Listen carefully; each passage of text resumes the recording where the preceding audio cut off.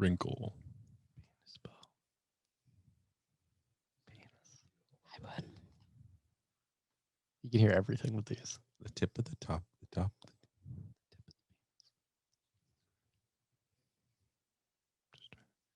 That's more offensive than saying the tip of the penis. See how quietly I can talk. Can still hear you saying penis. God. Could you tell what I was just saying? Stupid fucking idiot. Yeah, damn. I can't talk any quieter than that. Yeah. You're great. You're no Billie Eilish. It's true. Good Lord. Stop that now. All right, you guys, you settled down over there. You ready? Like this? I'm ready. I was just looking at those the other day. Oh, It's God. fantastic. Here comes our sponsor. Dude, they can sponsor us. I'd be all for it. Got the flavors in it. Turn it up, all the flavor. Turn it down, no Good flavor. evening, everyone. Highlights of the news. Traffic accident. Run. Beaver County man being held for murder. Or labor. What's going on, y'all? You're tuning in to the highest rated, most listened to podcast to ever grace the airwaves, and you're a better person for listening to us. All right, maybe not, but you're really going to enjoy it anyways. This is Made to Motivate Podcast, and we'll be talking social media hot topics, pop culture news, the greatest in movies and music, and all things sports. Make sure you're following us on social media at Made to Motivate Podcast on Facebook, Instagram, and Twitter, and you can watch the show on our YouTube. Thanks for tuning in, and with that being said, let's get this show started. Now. Now. Was that supposed to be the intro? Now. Oh, shoot. Start now. Shoot. What's going on, guys? This is Made to Motivate Podcast, Season 4, Episode 14. Season 4? Yeah, Season 4. This is your host, Ryan Weiss. I'm joined, as always, by Unk From Sports Illustrated. How you doing, sir? I'm doing great. What's going on? Doing good. I like your dad's sweater. Thanks. It's a hoodie. You're a dad now. Everything you Dads don't wear fucking everything you hoodies. do now is going to be dad associated. Yeah. I'm not a dad yet. I will be in October. Close enough. Dad bod. Yeah. Christopher, the Film Freak Kessinger. How you feeling after that beer, bro? God, not good. It's getting harder every week, I feel like. You'd think by now you'd just be like those people that suck in the water bottles. I should start like working out or something. Semantics. I'm good though. Good. And we've got a special guest this week. Beau, what's the name of your show, sir? The Casuals Fantasy Football Podcast. Casual Fantasy Football Podcast. Check them out. I mistakenly said Dynasty yeah, he's Football piece of shit. Podcast You last did. time. I appreciate you having me. Jesse doesn't know anything, but we got Beau on. He's going to hang out with us and talk all of our exciting topics tonight. And then he just started a podcast himself not long ago. So he came on as a guest and we're going to go over some cool things. I don't know about cool, but It's cool. It's Cool. cool. What is new and exciting in the world of just got another download. Jesse? What's going on? Anything new since last time we visited each other? Something new did happen, and Don't I had it remember. planned, and I don't remember now. We started testing at school. That Man, was usually cool. your memory is your sharpest tool. I know. It's Got sick happening. this weekend. Got Yeah, sick? I got sick. It was just like a cold, but It's COVID. I think my COVID shit's just gonna continually fuck me up forever because a little tiny like chest cold. You just got COVID again. You know those vaccines don't Dude, work, I'm, bro. I'm telling you, like I literally was like hacking up a lung, getting lightheaded and shit, just like after I had COVID. It was awful. I was taking my inhaler and Did you get shit tested? that they gave me after COVID. Oh, My shit lasted for like 4 or 5 months. I couldn't breathe. well, I had it for like a solid month, and then I was totally fine. Like I just had before spring break, I played like 2 hours of basketball with my students before spring break, and I was cool. Played. They suck. I suck, but I'm better than them. He got confronted by a kid on the court. The kid was talking shit, and I was like, I'm bigger and taller and faster than you. Like I'm just gonna beat you out of sheer size, and I did. I've played with you. I know you're good. How about that? I was like a little Tony Parker, not just because of the bald head either. JJ Barea. JJ, I like the Ooh. JJ comparison. Nice. The coldest, like on court street ball pass I've ever seen in my entire life came from Beau. Really? We were playing out in Silver Lake, and this dude drives the hole so good for this layup, and then takes it back and around his back and throws it to Braylon, and it went straight through Braylon's hands because it was just fucking filthy, and we had no idea. He just didn't see it coming. Totally blew But it was that. the coldest thing I've ever seen by a non-college professional player that I've ever known. I've made one good play in my life. And that was it? Hey, And somebody else it'll fucked be it your up. legacy. Jeez. Take what you can get. Jesus. So you've done nothing. We're just talking about you got sick and that was it. You didn't do I- anything fun and exciting. I don't think so. Oh, Yeah. all right. That's cool. Did I do something Christopher? fun? Or do Christopher, you you remember gonna- something fun you that I gonna did that I try don't and- remember? I'll redeem him a little bit. Yeah. What do we got going on over here? Put in for my vacation this week, approved. So the first week of May, I will be off. I sent you guys that Zaxby's thing. I was looking for the Yes. closest ones. I think I'm going to do it one of those days. Hours. 4.5 hours is a lot. Where's but, that at? It's in Virginia. I can't remember what the name. It's something like Princeton, Virginia, or something like that. Yeah, But yeah. that's legit. Besides that, I told you I've been looking to get my garage done as far as get electricity running through there and get a pool table, and hopefully we can run our tournaments through there Hell from yeah. now on. I realize that I probably shouldn't be looking at pool tables right now because I'm not quite ready to Yeah. buy, and there's about 100 that I want right now. So we need another stimulus check so you can buy one. God, yeah, that would be Allegedly, we're nice. supposed to be getting one. Yeah. These were talking like $1,400 a month. Mhm. Yeah. Please let it happen. Yeah. Pool table every government month. employees, though, wasn't it? I don't know. I'm hearing a lot of congressmen though don't support it, so I don't know if it's going to pass. Wait, what kind of employees? Government. Because I heard at one point I Do I heard count as a government employee? no. Paid for by the state, man. because my No. mom's a probation officer, and at one point I heard that she might be eligible. It was like government employees with kids like that had to stay home from school. Man, Man, give the mind of the that's people. some bullshit. It's our money. But And I want it now. yeah, just that. That's pretty much it. So I'm psyched for vacation. 25 days away. When are you gonna get started on the working on the garage? Have you like started cleaning out and all that? I spoke with Brad after our golf game on Saturday. After he lost? Yeah, after he lost. Yeah, I'm sure you were happy. He was down bad at one point, dude. Halftime, he was down 8 to Scott. Scott should have won that game. It's one of my favorite sports rivalries, Ryan and Brad. Oh, for no reason. God. Like, That's what everybody in the league says the same thing. They're like, there is no rivalry. It's just Ryan and Brad. So I fun. love it. He said probably sometime in like the early fall, like even when it's still summer a little bit, we'll probably get started on That it. late? Yeah, because I kind of have to look up a couple things first. Like I want to look up lighting, and there's a couple things I want to finish off before we get it started. I feel it. So That's cool. yeah, what about you? Much like Jesse, I don't remember what I did. you remember it was so great. My dad's birthday was this weekend. Okay. It was so great that I couldn't remember.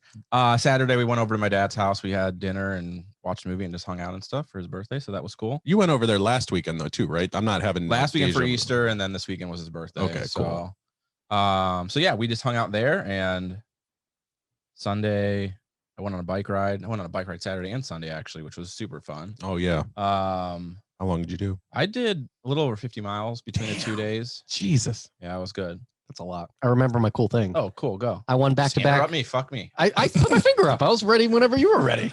That's my signal for whenever you're done speaking, I have an additional point. What's your point? I won Modern Warfare Warzone yeah. 2 times in a row. 8 kills, then 11, baby. Dude. Back to back. I Killing it. was killing it. It was great. Were you drunk? I was not. I was drinking water. I'm going to start drinking more water. Thank you. Yeah, that's rather impressive, actually. I have not logged on in a while, but did you play with the same people, same group? Me, Cullen, Jalen, and Jenny. Yeah. Dude, that's And we had like a 4th place, a 3rd place, and a 2nd place And that 2 same wins. night. We were fucking dominating. yeah, that's legit.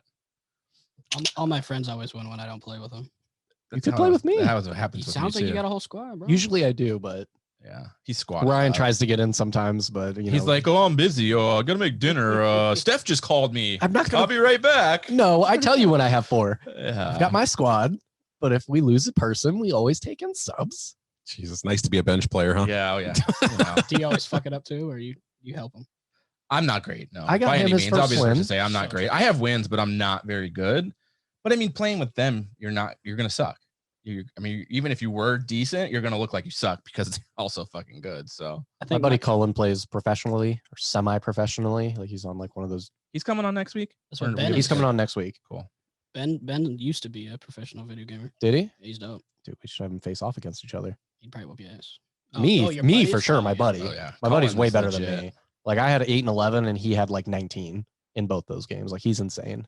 He's a freak. All right, I was gonna challenge you with my squad, but Yeah, no, his squad is really good. It's impressive. Yeah. Cullen is next week. That'll be cool. Bo, anything you do anything exciting in the last week or this past weekend? Nope. That's cool. No, we're redoing our landscaping at home. Okay. I woke up Sunday. We did it Saturday. I woke up Sunday morning and I couldn't move. I Yeah. was so out of shape. Yeah, and I do that every day. I was so out of Lovely. shape. That's cool. When do you guys record your show? So we used to do Sundays and now we're doing Saturdays, every Saturday. Okay. We just had our episode 8 dropped this morning. And you release it same day, or do you guys have a set schedule? No, we So you put it release out? it every Monday. Every Monday. Buzzsprout just does. We do midnight every Monday. So Nice. Podcast Monday. Hey, and that's on all the Yep. sites and everything? except for Pandora, Cool. because So you guys check that out. screw Pandora. Yeah. I think we're on pretty much anything and everything at this point because we just kept submitting to like yeah, every everything. possible thing you Yeah. can get into. We've So been in review with Pandora for like probably 6 a weeks now. while. That's weird. If you threaten nude pictures of yourself, they'll approve you. That's how we got on. It was Challenge Chris. accepted. Mhm. All right, guys. Well, that's our little recap. Nothing too exciting since Easter. Who's curtain call this week? What are you guys excited about? Bo's the sports guy, so we can knock out some sports. I Yeah. think it'll take a little bit of time. Let's do sports. Sports. Swung and lined to deep left field. It is gone! 45, 40. Run, William, run! 20, 15. Hurry, back to Up for the layup. Oh, blocked by James. LeBron James with the. This is locker room talk. These fucking the greatest fools. calls in Cleveland sports history right there. I just watched his video the other day from when the Browns won in the first round, and Yeah, he that's was still all- one of the best videos. He looks at me at the end like he's gonna kill me, like So fucking hype. like, leave my fucking mother alone. you So bastard. before we get into sports, I forgot something because I was so rudely interrupted by Jesse. I Sorry. lost my train of thought. I put my finger Um, up. It wasn't rude. It was Yeah, I know. You raise put your a- put a hand. finger up, put a Teachers finger teach down. it. Monday. We were talking about people listening to the show and stuff. So I got like a new friend from my new work gig. Why And, quotations? Like um, they sending you nudes or something? Dude. no, it's like he lives in Florida. I don't like. We just met through like Acquaintances? work Zoom and stuff, but we've been Okay. talking and stuff. Whatever. Long story short, cool dude. He just started listening to the show today. Oh, dope. He was asking what I was doing after work, and I told him you guys were coming over to record. And he's already hooked already. He loves it. He was watching Jessica, one with Jessica.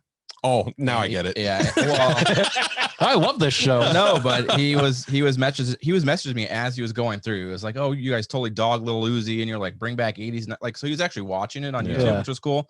And I told him I'd give him a shout out. So shout out to Tyler, our newest What's up, fan Dope. and listener, Thanks for still Jacksonville, listening. Spread the word out. And you said he was in Florida? Jacksonville, Florida. Spread the word. Yeah, good dude. None of that Duval shit, though. Yeah. It's a stupid chant.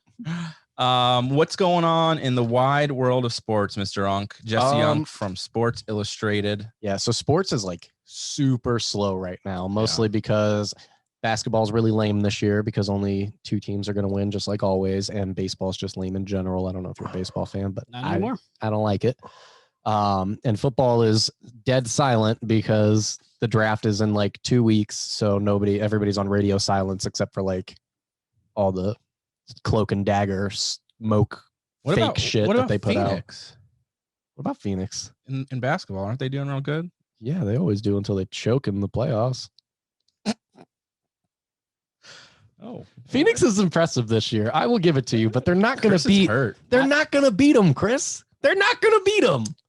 I wish you all the best. I truly do. But you're not going to beat the Lakers, and they're not going to beat the Nets. We're so brutal to Chris when it comes to sports. I can't believe the guy who's a Browns fan is telling me that Oh something's my not God. going to happen. Oh That's my unreal. God. I'm just saying. They're not ready. Maybe in another year. It's just not happening this year. I just don't see it. Why did you become a Suns fan? The early 90s teams, like I was a big Charles Barkley fan when I was younger, and that 92-93 Sun squad was amazing. If there wasn't a guy named Michael Jordan, they definitely would have won it all that year, but unfortunately just wrong place, wrong time. So, yep. I can respect that. Yeah. All right, Jesse. Sorry to take you off your trip. No, I know you you're forgot good. where you're at this Fuck point. I know. him. I don't know Fuck what we're him. talking about anymore. We're on news, right? No, but so Jadaveon Clowney. Yeah. I'm going to start with this because Bosif over here is a Titans fan. Ooh, nice. Jadaveon Clowney is now having his second meeting with the Cleveland Browns. There are a ton of reports saying that it is likely that he will sign with them. I've said it a million times that I've kind of like, I can take it or leave it. Like, I'm happy if he signs and I'm fine if he doesn't. Right. I don't think he's going to be like a superstar if he comes in. I don't necessarily think he's going to be even better than like a healthier Olivier Vernon was. Bo's shaking his head no. But yeah, I wanted to know. So as a Titans fan who had him, what, 2 years? Nope, 8 games. 8 games. That's all he was there for. You only had him 1 year. Nope. Yeah. So not Maybe a 9. fan. I think it was 8. I don't even think he had 20 tackles. He's terrible. on the field for one play, and he comes off to the sideline, and he's Wow. every time. Jeez. Yeah, and that's one thing they were talking about. Former number 1 pick Every too. time. Yeah. So if he signs, I don't know for sure, but it's got to be one of like very few teams that have 3 or more first overall picks on their team. Because we would have Baker, Myles Garrett, and Jadaveon Clowney all on there. That's wild. I heard somebody say that the Rams had 5 at one point, but I wasn't able to verify if that was true or not. But yeah, I think he'll be fine. As not being like the main focus of a defense anymore, I think it'll help him. I think that no matter if he's healthy, if he's not healthy, none of this matters. Right. But if he's healthy, you have to focus on him at least a little bit. He's not a bum. He's at least an above average player. He's a presence. He's a presence. Yeah. And that frees up Myles Garrett. You've got Tack McKinley, who is incredibly fast coming off the bench. You've got Malik Jackson, who's an upgrade to Larry Ogunjobi, I think. And you still have Sheldon Richardson. That front line is going to be fresh at all times, and they're going to be insane. So I do think it'll help a lot. I care more about the draft implications. Right now, you're sitting at 26. Top pass rushers are probably going to be gone before they get to you. But if you don't have to worry about that position anymore, now you can kind of just fill out best possible player at BPA, any baby. position. And you said who? BPA, best BPA. player available. Yeah. That's the best spot to be in. It's a good year for Always. pass rushers too. Like it's a pretty solid year. Like It's- even at that position, you should be a decent player. You're stacked at pass rush. There's a decent amount of good corners. I think that they'll mostly be gone by the time they get to us. But then the wide receivers are stacked. We just covered wide receivers. Shout out to the Casuals Fantasy Football Podcast. Yeah, I think those guys are pretty cool. I think they Yeah, just dropped this morning.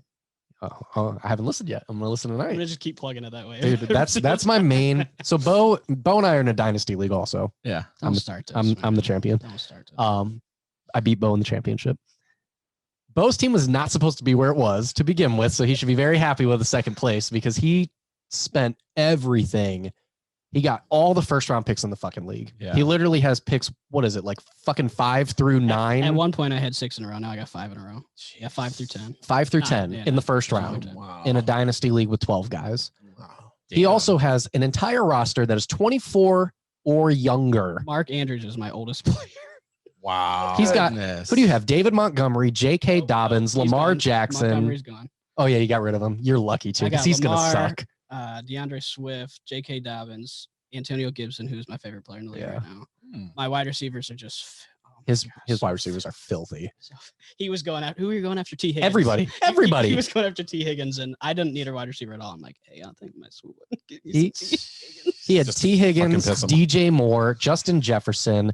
Did you have DK at one point? No. Who's your other? Yeah, CD shout Lamb. Nice. Like he's set Kid's for got fucking speed. 15 years Juju, at wide Juju. receiver. Jeez. Juju's a bum. You can trade him off, drop Get him. out of here. I just traded Deontay Johnson. Yeah. Mm. So I don't even know where I was going with that, with the whole conversation of the fantasy and You may have everything. won one year, but just know that you're fucked for the next 5. I'm gonna win this year. I'm gonna win this year. Can I ask you a question? Yes. How many Browns were on your team? I did have some Browns. Kareem Hunt. Kareem was on my team. He was starting. I had Higgins. I also had Donovan Peoples-Jones as a dynasty asset, but I traded him. And they were all starters? No. Hunt was the only Thank one. you. That was for the Suns or Mark. I'm sorry, but Hunt, Kareem Hunt started. He was a top 10 running back as a backup. So top 5, I think. No, not top 5, top 10. The you- other ones were top Just 5. saying. You just knew what it took to win a championship, so you didn't. I'm start just them. saying. That's And we're fine. getting another together too. But yeah, wide receiver is my number 1 target this year in our upcoming rookie draft, and Bo's going to take every fucking one of them. So salty. Definitely. I was trying so hard to trade up for Kyle Pitts Oh, yeah. It's not happening. because he's like, I got pick 5. I was like, I just got to get to pick 4. Yeah. And I don't know, man, because Atlanta's going to probably trade out, and it's going to be interesting. dude, I want him so bad. Yeah. I just don't want you to have him. I need a replacement for Kelsey. He's already on my team. No, he's not. I'll get the 101 and take him. Just to somehow. Otherwise in sports though, as far as news goes, NFL is also changing their jersey number rules to be more lenient. What does that even mean? What is the jersey number rule anyways? So particular players or positions had to maintain a certain number. So like an offensive lineman might be in the 70s most often, 50s. 50 to 70. Wide receivers are high, like 80s, and 10 to 19 and 80 to 89. It's like weird. I don't even remember how the rules even came into play as far as like what they landed play on. calling, or so you can distinguish who it is automatically by number. I think it's for announcers, like eligible receivers coming in, and it's easier for refs to dictate what the position. It's stuff like that, but now it's moving to the point where it's like 1 through 49 for almost every single position. So a ton of players are wanting to get their single number digits from like whenever they were in college that they couldn't have. Like Ezekiel Elliott couldn't have 15. He wants 15. All these other guys want a single digit number. Fuck you. How about that? But there's all these players that want, like there's other guys that are wanting like 13 or 14. Oh my God. I am not a math teacher. I'm not a math teacher. That is true. Add that soundbite. You need to add that soundbite. But yeah, so I don't know. What do you guys think about like them changing it? Because a lot of people, so the issue is a lot of people don't want them to change their numbers because everybody's purchased jerseys at this point. Yeah. They don't think that that's right. But money. Doesn't the NFL have that rule though, to where like if something happens, I know it's like trade, if a player gets traded or something, it's entirely up to player discretion or team discretion whether they want to do that or not. Okay, I know that would like be I know Stephon Diggs said he's not going to change his number because so many people have paid and he doesn't want to do that to them. Mm-hmm. But other people are like, fuck that, I want my number from college or high school or whatever it is. I mean, it don't bother me. It's Would you rebuy all you're the jersey guy. Yeah. You have tons of jerseys. Yeah, I have 58 Cowboy jerseys. So let's say, how many do you have of the current team? 57. Right. 5. Do you really? 5, yeah. Who? Dak, Amari, Zeke. Dak, Amari, Zeke, Gallup, Jarwin, and Lawrence. Okay. Would you rebuy all 5 of those if they got new numbers? No. Who would you rebuy? Amari would be the only one that's going to change. Yeah, see, and that's what I was thinking too. I'm like, he's probably the only one that's really going to care. It's the guys that are going to want to look more like swagged out and stuff. Yeah, I wouldn't rebuy Amari. If Lawrence changed his, I'd probably rebuy his because he's one of my favorite players. But yeah, I don't think it really matters. Like, I don't think you need a new, like, that was still their number at one Throwbacks, point. sure. Like, even if you, like, I wouldn't buy all New Jersey just because they changed their number. Maybe your favorite player, you buy another one and have their more current number, but I don't think it's that big of a deal. I don't think fans having jerseys is enough reason to not do it. Yeah. I think, whatever. Oh shit, I have 6. Zach Martin. Yeah. Zach Martin, that's a good one. Yeah. How do you forget about your best player? It's well, and he's Notre Dame boy too. So You're Notre Dame guy? Yeah. I can respect him. Okay. That's pity. What do you guys, what are your, Beau and Jesse, what are your guys' thoughts? Do you care at all? Is it really relevant? I was more curious what you guys it? thought because I don't even know. It kind of came out of nowhere. Yeah. Like it was just like, oh, they're going to be more lenient. And I never really understood. Like I get the whole, it helps you see who's on the field for play callers. It helps you for the refs coming in and out. But like ultimately at this point, people line up all over the place. Right. You got tight ends that are all the way out at the fucking X and Y on the outside and shit. Like they're wherever they want to be. That doesn't really help me much at this point. You know what I mean? So I don't really care. I'm not a big jersey guy. I have a couple. I buy them from China. I don't put a lot of investment Ken's into got them. the hookup on jerseys, by the way, if you want some. Oh yeah, real jerseys? Ken's got the hookup on jerseys, by the way. Right. Oh, yeah. Ken's our host, if you guys. I'll have to check them out. Yeah, but I don't know. I don't really care. I really don't. I mean, Yeah. get the number that you want. I don't. That's like the most trivial thing to me. It was Right. just people are blowing it up, so I figured I'd throw it in here. But seems like a non-issue. Yeah, I feel like Yeah. let the players be whatever number they want as long as nobody else has it. Do it by like seniority or something. And Yeah. I didn't Let's- realize. I really didn't know realize that was a thing. Honestly. The only way I would care, my all-time favorite number is 2. I wore it. I played baseball my whole life, and that was my number growing up. So the only way that it would really affect me is if anybody changed to 2. Be like, oh, I kind of like this guy better now. Jeter fan? I don't know. I had 4 like when I was young, Mm-hmm. and when I went up like an age group or whatever, just like I already had 4, so I cut it in half because I was half his size. So. Yeah. There it is. Fair enough. I did 7 and 14, so same thing. That's 16. 16's my number. Yeah. Love it. Josh Cribbs. Jesus Christ. What love it, happens man. if somebody wants the same number as you? Do they like have to fight it out on the field? They pay for it? Yeah, I was gonna say, Really? Yeah, like a lot of people are already asking Lamar Jackson. Who was it? Somebody on the Ravens was asking Lamar for his number 8, and he just retweeted a money bag sign. Like They made a that's movie. usually what you do. Couple tens of thousands of dollars. They made a movie about this called The Fan with Robert De Niro and Wesley Snipes. Yeah, and it was Oh, 2 I've players seen were that. fighting over the same number. Yeah, yeah. And then Robert De Niro goes in there because his favorite player is Wesley Snipes. Yeah. He goes into the shower and kills him. Dude, I forgot all about that I got movie. dark real fast. Yep. Yeah, it's a good movie though. Did not see that coming. Yeah. Other football news. John Madden, Yeah. the amazing icon. Kids these days don't even know who he is. I Boom, know tough acting because and acting. Because I ask them all the time, and they're like, "No, I just thought it was the name of a video game." It's a oh." John Madden. Yeah, they're fucking idiots. I don't know why they don't Um, change the game, like the name of the game at this point. It's iconic.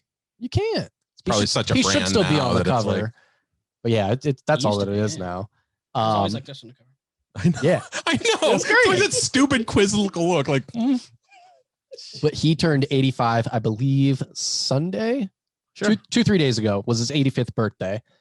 So I was just curious, in the respect of the all-time legend, what is your guys' favorite Madden cover athlete, game in general, oh God. and do you believe in the Madden Curse? This is easy. Is it Kick it off. The best cover athlete. cover athlete? Do you know who my favorite athlete of all time is? I'm assuming that it is. Think about it. Chris? Oh wait, if you would have listened to the podcast, you It's would Eddie know. George. There you go. Yeah. Bob. Oh. Yeah. It's- Madden 01, 02, I want to say. It was an early one. I think it's 02. And it would have been like the first time that it would like my early like memories of Madden. So we share a link. He was a cowboy to It end his was. career. I'm very aware. I cried. Me too, because he wasn't very good for us. But I think the dopest cover of all time is probably Palomalu and Larry Fitz. That Mm. combo they're facing off is That dope. is a good one. Super God, I dope. gotta remember. I didn't buy that game.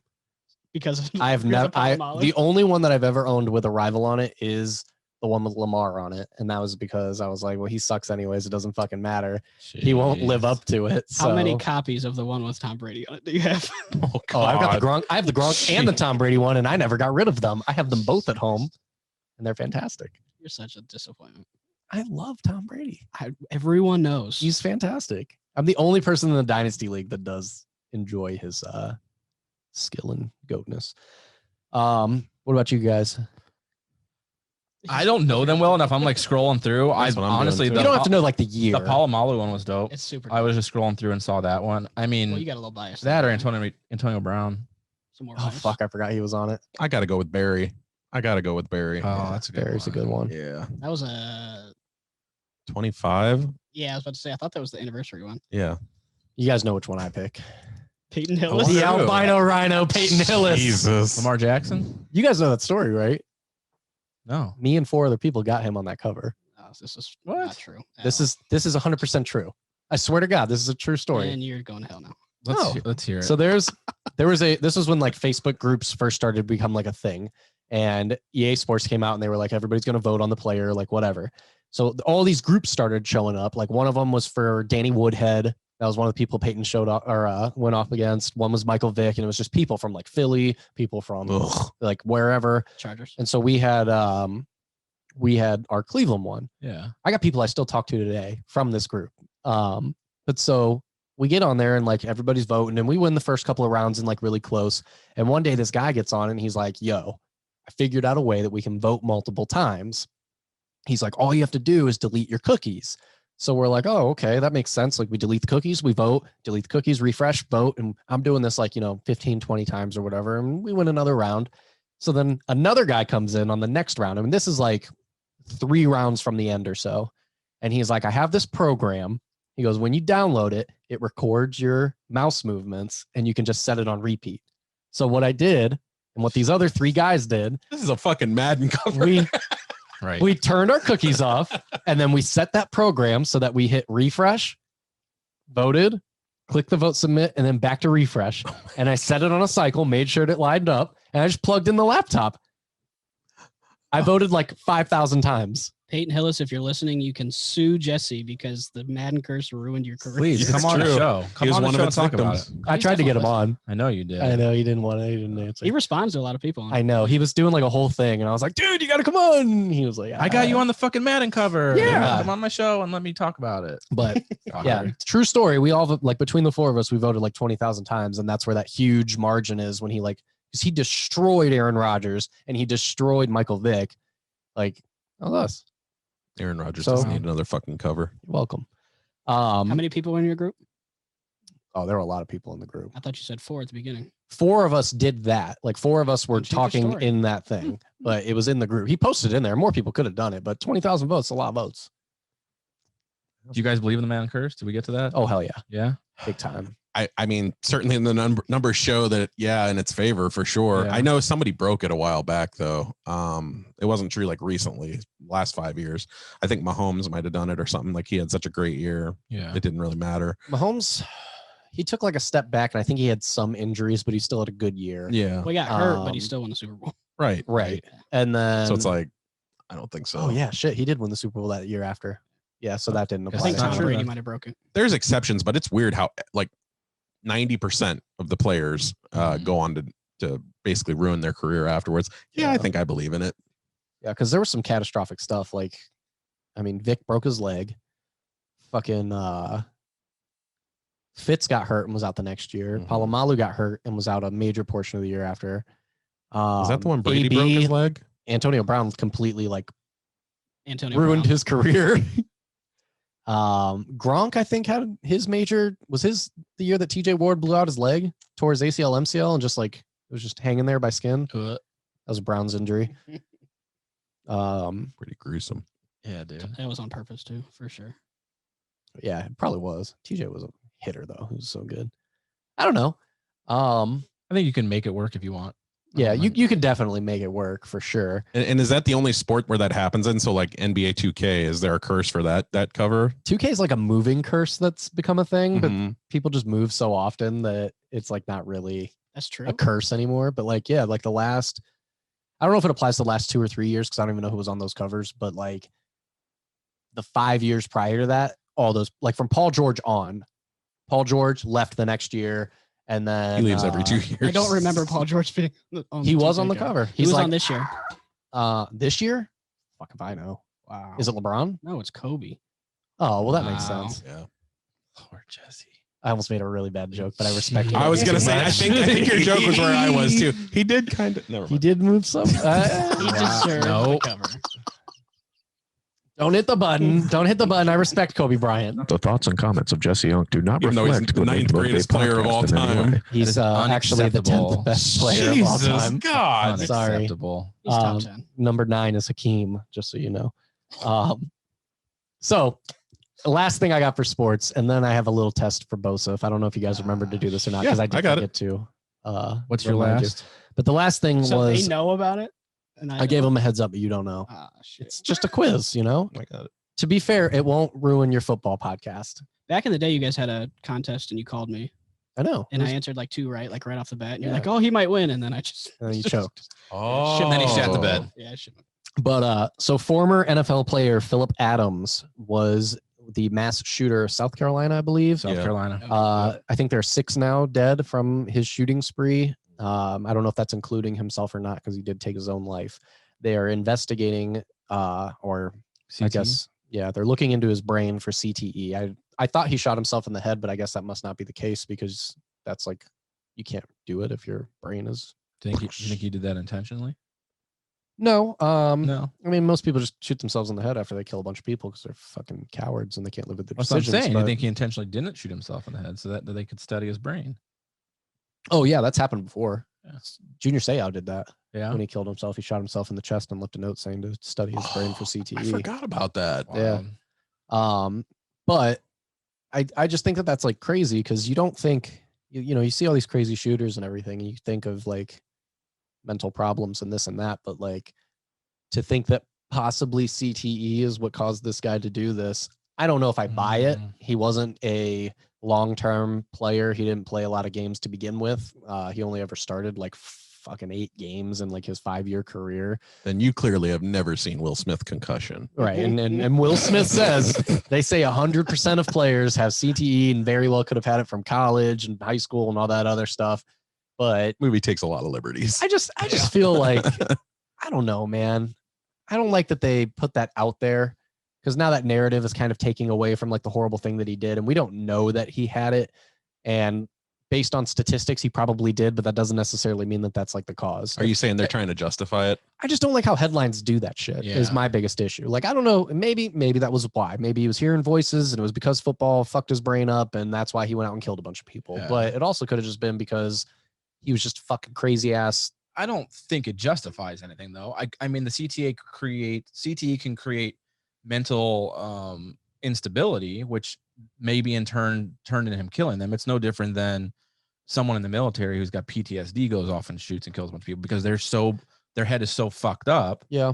But it doesn't justify it. I don't think by any means it makes what he did any better. And I don't think it takes anything away from what he did. But I don't know if that played a part in it. I think that there's a different stigma though when it comes to PTSD versus like CTE, because when people think of PTSD, a lot of people still think like, well, just go to therapy, Right. just get over it. Right. They go, well, they should have did this to help themselves. A lot of people don't know anybody with PTSD. If Yeah. you've seen it firsthand, Yeah. how awful it is. But I don't think I think that has more of a stigma to it where it's not that big of a deal. I could see that. Where CTE, when you think of it because of concussion, because you got Will Smith shaking a brain in a little glass jar and stuff, people are like, well, that's actual brain damage. They couldn't help it. And I don't necessarily think that that's the case, but I think that that's my problem with the headlines. I think it carries a toned down, like a sense of, well, that wasn't their fault as much. I don't know. I just don't think he deserves sympathy necessarily, especially because we don't know that it was CTE. Yeah. And I'm seeing a lot of it. But do you think I mean, I guess my thing with it is not to take away from what he did, but if CT really is that serious and played a part in it, I mean, do you leave it out? Or like if we really have good studies and stuff that show the effects it has on you, and we know for sure that this could have come from CTE or that it was because of that, do you still think that you just don't put it in there? It's not important? No, I mean, but there's no way of ever knowing that CTE caused him to do that either. Right. Like, I mean, they say statistically 100%. Like, it's not even like a 99% deal. They say every single person that plays high school football or longer will have some form of CTE. I don't doubt it.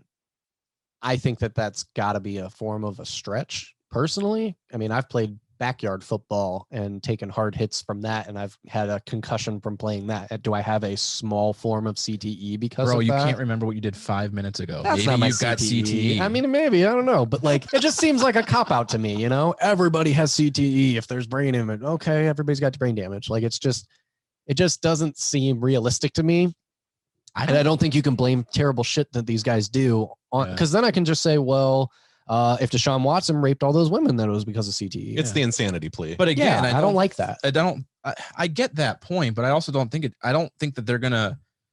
Well, they can't put him in jail, so it's irrelevant. But I don't think they could charge him they would charge him any less because of that. You're still guilty of murdering those people. I mean, so now let's say, because you can't check for CTE until you're dead. That's Right. just something they can't do yet. You have to actually slice that head open and check your brain. But what if Deshaun Watson did do that? What if he went in and he said, look, I was never this person. Everybody will tell you that. yeah, I took a ton of hits down in Houston these last few years. I truly believe that I made these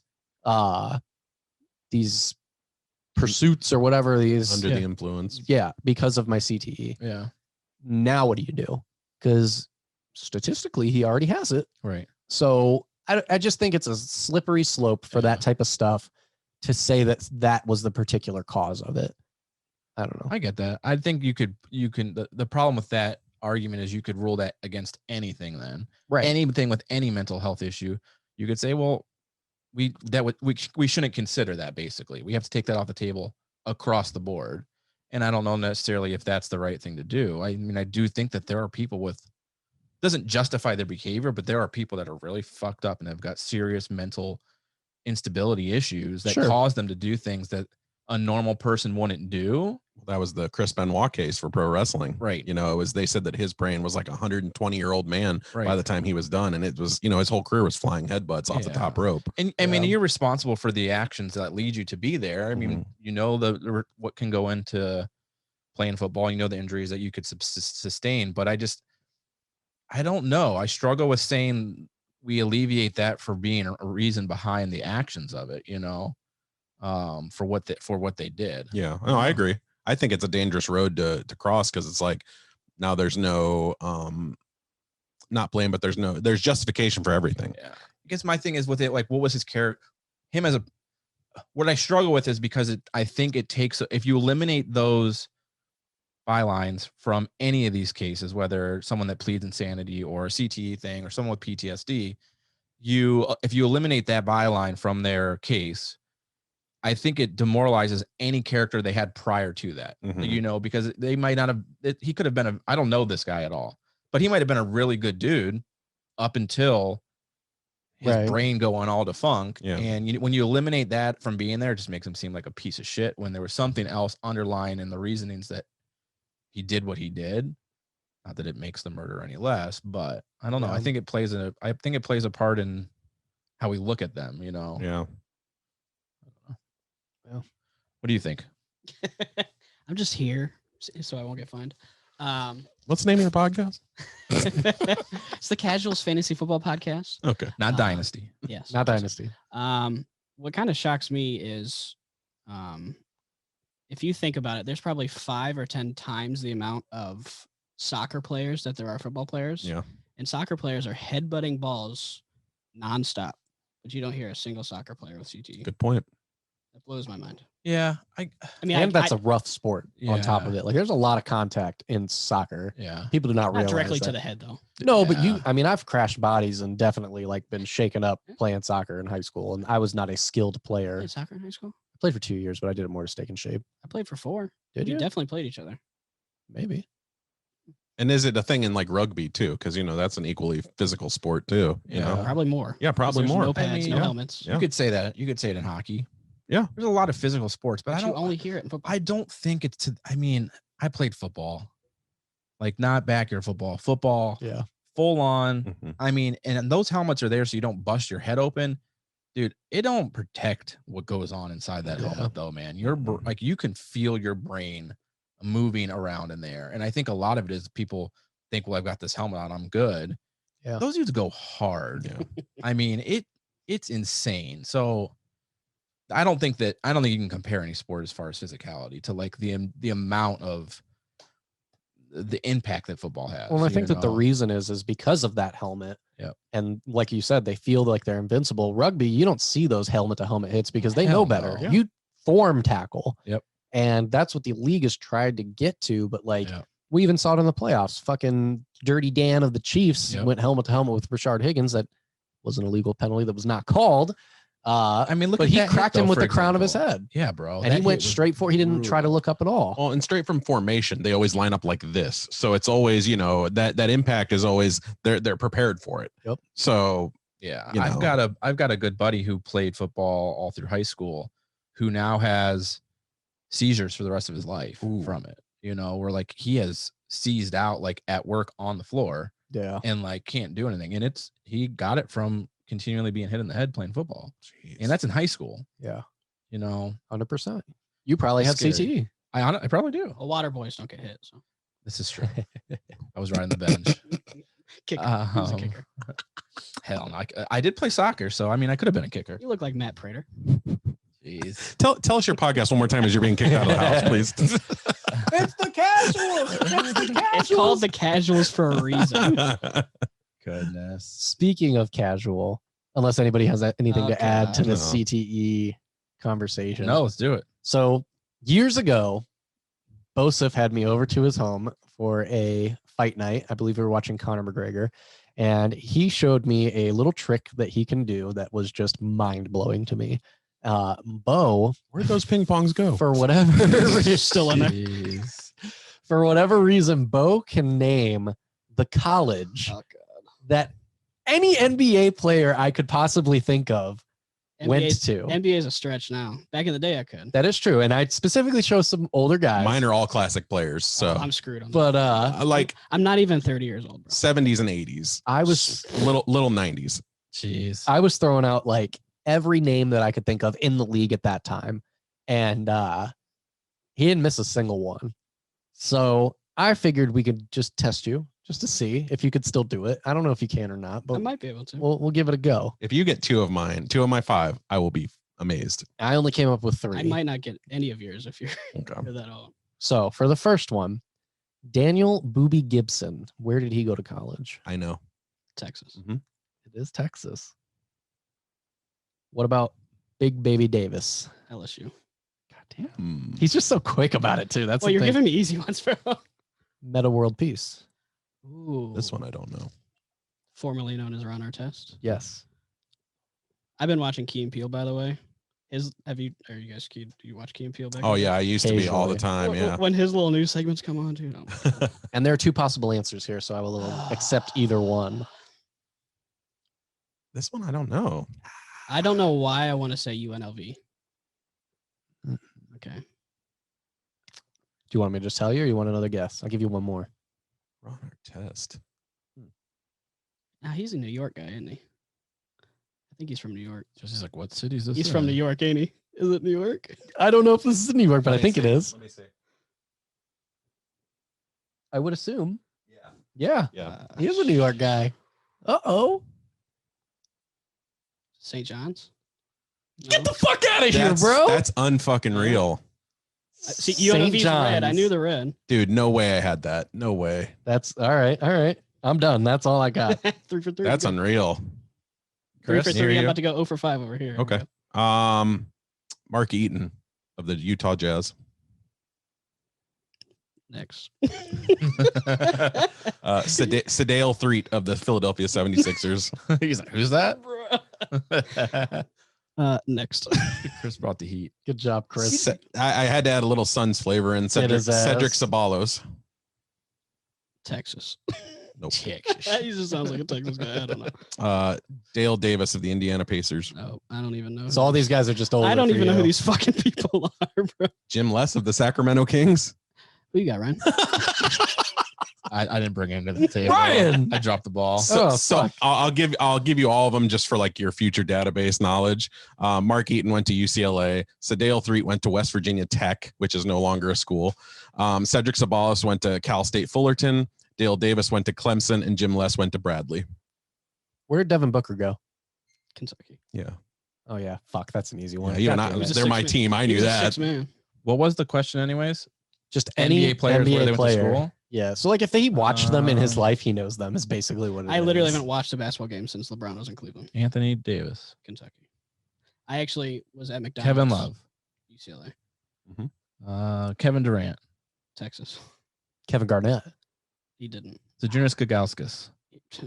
Mark Price. Lithuania. Craig Elo. Hot Rod Williams. Larry Nance. None? Scottie Pippen. Lisa Leslie.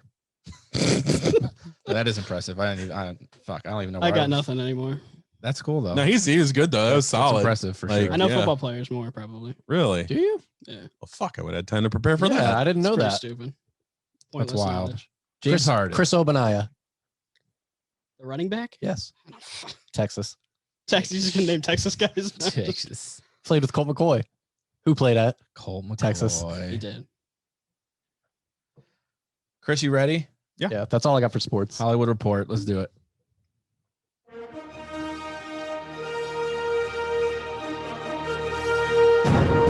My God! Okay, it's happening. Everybody stay calm. What's the procedure, everyone? What's the procedure? Stay calm! Wait. Everybody calm down!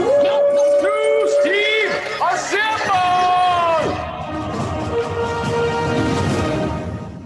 Christopher. Real quick. Do you Jesse? guys make your own sound bites? I was wondering if that was just like you doing all the. So obviously you can tell the ones that are me, but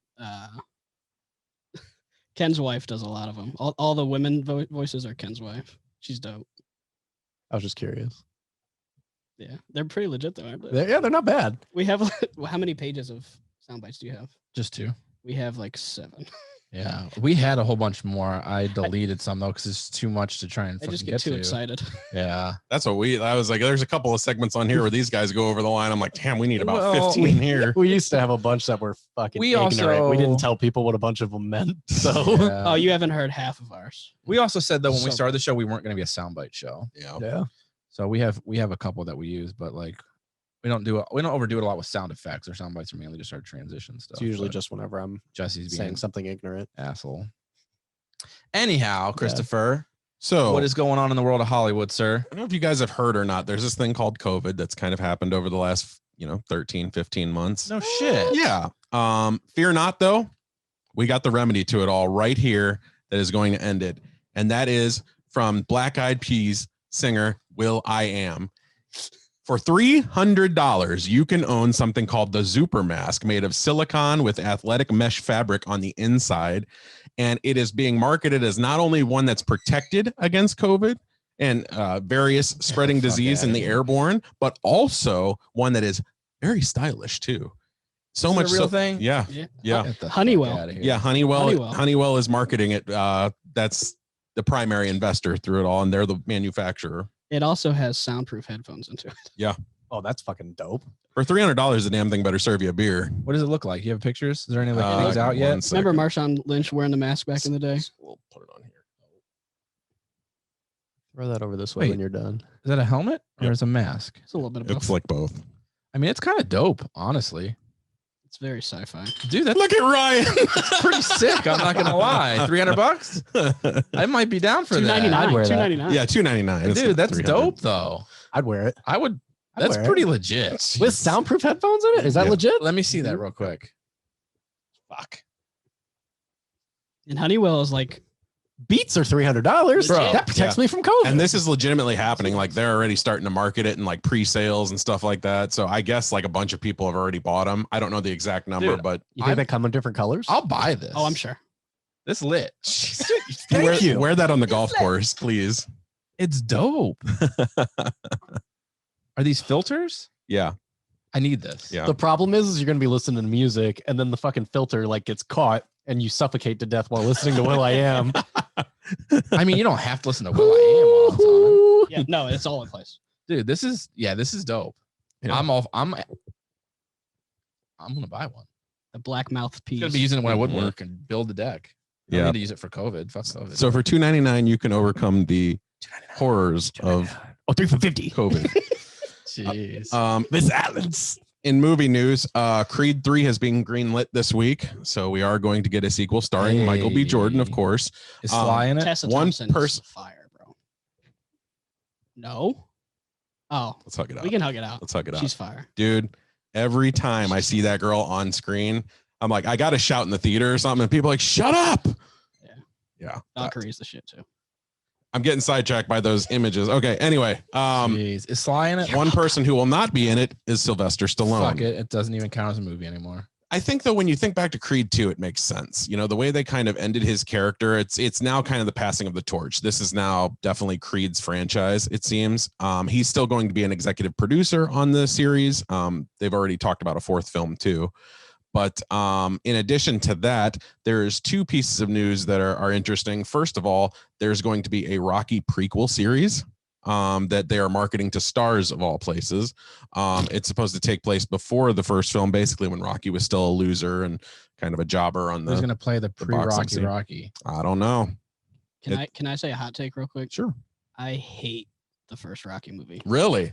It's not great. It's so I think it's boring too. Yeah, it's so not boring. great. Mhm. Okay. The character is dope. Did you see Chris's face? Mm-hmm. No, it's not my favorite, but He's it's trying to decide if he likes me. He's like Tessa Thompson. He agrees with Yeah, me. he was But good. Rocky, that piece of shit. you were good on that. That took you down a leap The there. prequel. We're back at I don't even know you anymore. The prequel is gonna be dependent on who they cast Rocky for Rocky. Mhm. I mean, who even could you choose for that? I don't though? even mean, know. What Guido are you gonna sign up for that? Whoa. Hey, I'm Italian. I can say that. The thoughts and comments of Ryan Weiss do not reflect the Made to Motivate podcast in any way. I'm allowed to say that. I'm Italian. Like, never mind. Weiss is German, bro. But I these, know. People always ask me if I'm Jewish, but I'm not. Our family's from Naples. the second piece of news is that Florida? Get the fuck out of here. they are talking this will be the most expensive Rocky / Creed movie to date in that it will have an over $50 million budget projected For what? Jesus. If You he don't even dies, have he CGI. dies. Yeah, They fight even have scenes. Sly in it. Yeah, All the blood CGI, dude. I happen to No, like. it ain't. I like the cinematography more in the Creed movies, way more than I have the Oh, Rocky me films. too. I mean that first Yeah. Creed movie with the long take boxing, Yeah. and yeah, I loved Yeah. it. In other news, one of my favorite TV shows growing up, you guys probably didn't hear about. This was before your time. Was The Wonder Years? Excuse me. I like I Winnie. know the Wonder Years. Okay, well, Fred Savage. so basically, Winnie. That's what I said. I liked Winnie. Yeah, oh, we all did. You've seen the Wonder Years. I was born after the Wonder Years. So was I. Still a classic. but anyway, they're talking reboot now for different side of the spectrum, but not one that you would think. Now, why I have kind of faith in this reboot is, for one, it's told from a black family's perspective in Binghamton, Alabama, during the same time of the Wonder Years. So the 60s, you still have that backdrop, you still have all the music, the grainy footage and all that. So is it going to be like the shittiest years of my life years, or? Well, it's a kid growing up who was Kevin's age, so it's still going to be the same story, just from a black family's perspective. So you're thinking racism, especially in Alabama. The not so Wonder Jeez. Years. Yeah, like you can't call it the Wonder Years. Right. So Makes you wonder. wah, wah. Don Cheadle is signed on to be the Ooh. Daniel Stern role, basically the narrator throughout the whole series. I was kind of dreading this at first, but now I'm willing to give this a shot for a season just to see if it grabs me. What do you guys think? Money grab. Yeah, I mean that's all reboots So, are. I'm not a big fan of those, just because I love money grabs. Mm, Love them. they're most often not well done. mhm. And why not do, if you want to do a story that's going to talk about the black culture and a kid growing up during that time frame, why can't it have its own show? Why pull off it being the Wonder Years and doing a reboot of it? More times than not, people take the name as a marketing tool. So basically, it's when people hear Wonder Years and they go, "Oh man, that was one of the best shows ever," and then Right. they go, "Well, I'm gonna at least give it a chance. I might hate it. Even bad publicity is good publicity for the Yeah. show. People will scoff at seeing that it's going to be remade, but at the same time, you're going to get people tuning in out of curiosity. Right. I'm all for the premise, like create the show. Mhm. It's just like with the, I don't know, like Point Break and shit. Oh, Point Break was They're fucking horrible. awful. Yeah. It's just I don't know. Well, then on You're top just using of that, the name just to use the name, and there's no association whatsoever. Mhm. There's nothing to do with the original show. Mhm. I don't know. and then on top of that, you said it's like a black cast. I feel like that's just going to lead to, especially in today's climate, that's going to just turn into a, why do we got to take everything and remake it and make it black? And for then sure. they're just going to be, it's not going to be like, That's what I was kind of all getting at. publicity is good publicity. And I Yeah. get that. And like normal people will check it out, Yeah. but a ton of other people will not for that exact reason. That was my point. Like, give them their own show. Don't use it and do a reboot of something else. Like, it just turns into a negative connotation, I feel like, or But- a negative. As you said, normal people, or from a logical perspective, you could look at that and go, well, yeah, there's plenty of untold story. Like obviously the Wonder Years didn't touch on black characters. I don't Yeah. remember there was even one in the whole series. Yeah. But yeah, so it's interesting, especially when you have that kind of racism and how topical it is even still today. I think it's got a shot. I mean, I'll definitely check out at least one, or I'll wait for you to watch it and Yeah. see what you think. But I don't know. To me, it's just like Ryan said, it seems like a cash grab. You've got I hate to say that they're trying to capitalize on racial turmoil in the country, but I do Sure. think that's a part of it. Yeah. You're taking a super white show that everybody remembers as this nostalgic thing. You're Mhm. turning it into a black show. Fred Savage is half black. You're bringing it. Is he? No, he's No. not. I was going to, maybe he's just super light skinned. I don't know. He's got curly hair. I look whatever. like fucking Fred Savage. But Jeez.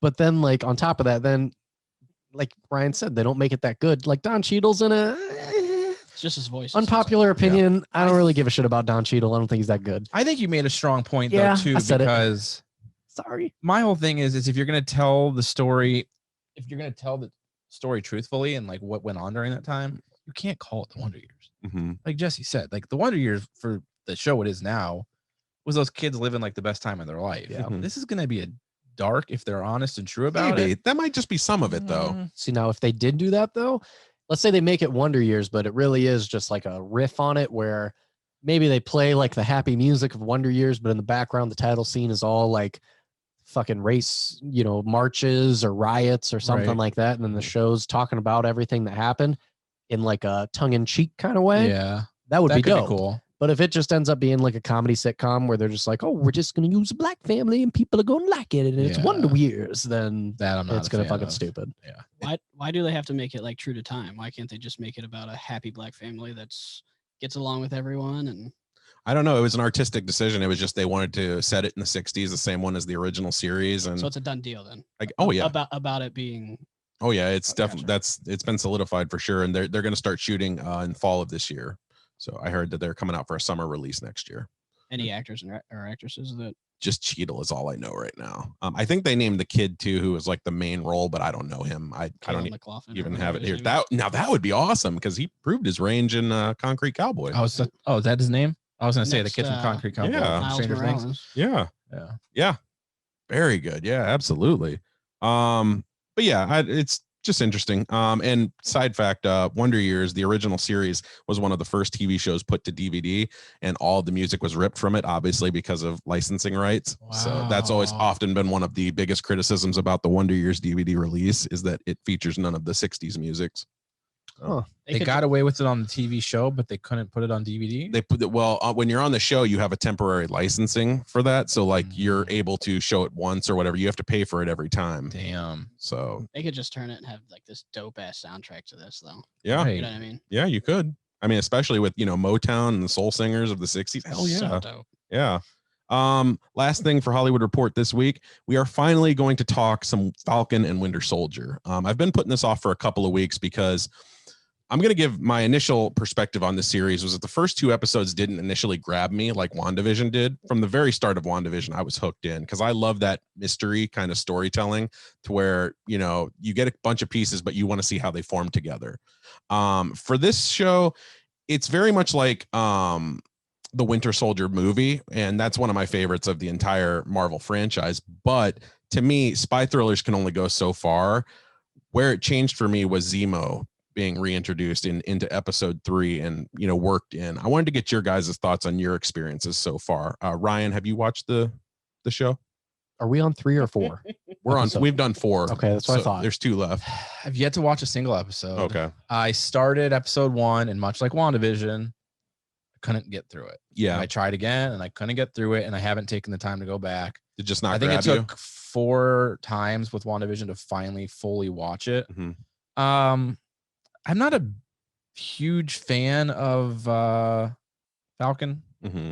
I think it's kind of, I don't know. He's kind of a lame. Mackie. I like him. I like Anthony I just Mackie don't too. love the character. The character's never been one of my favorites. So I haven't gotten super into it yet. Mhm. I've watched that fucking first episode intro with him flying around with the army men on the ground a million times. I just haven't got into it. That's so. a good opening action sequence too. It very much feels like an MCU film in that respect. Yeah. Beau, have you seen it yet? Of course. Yeah. What do you think?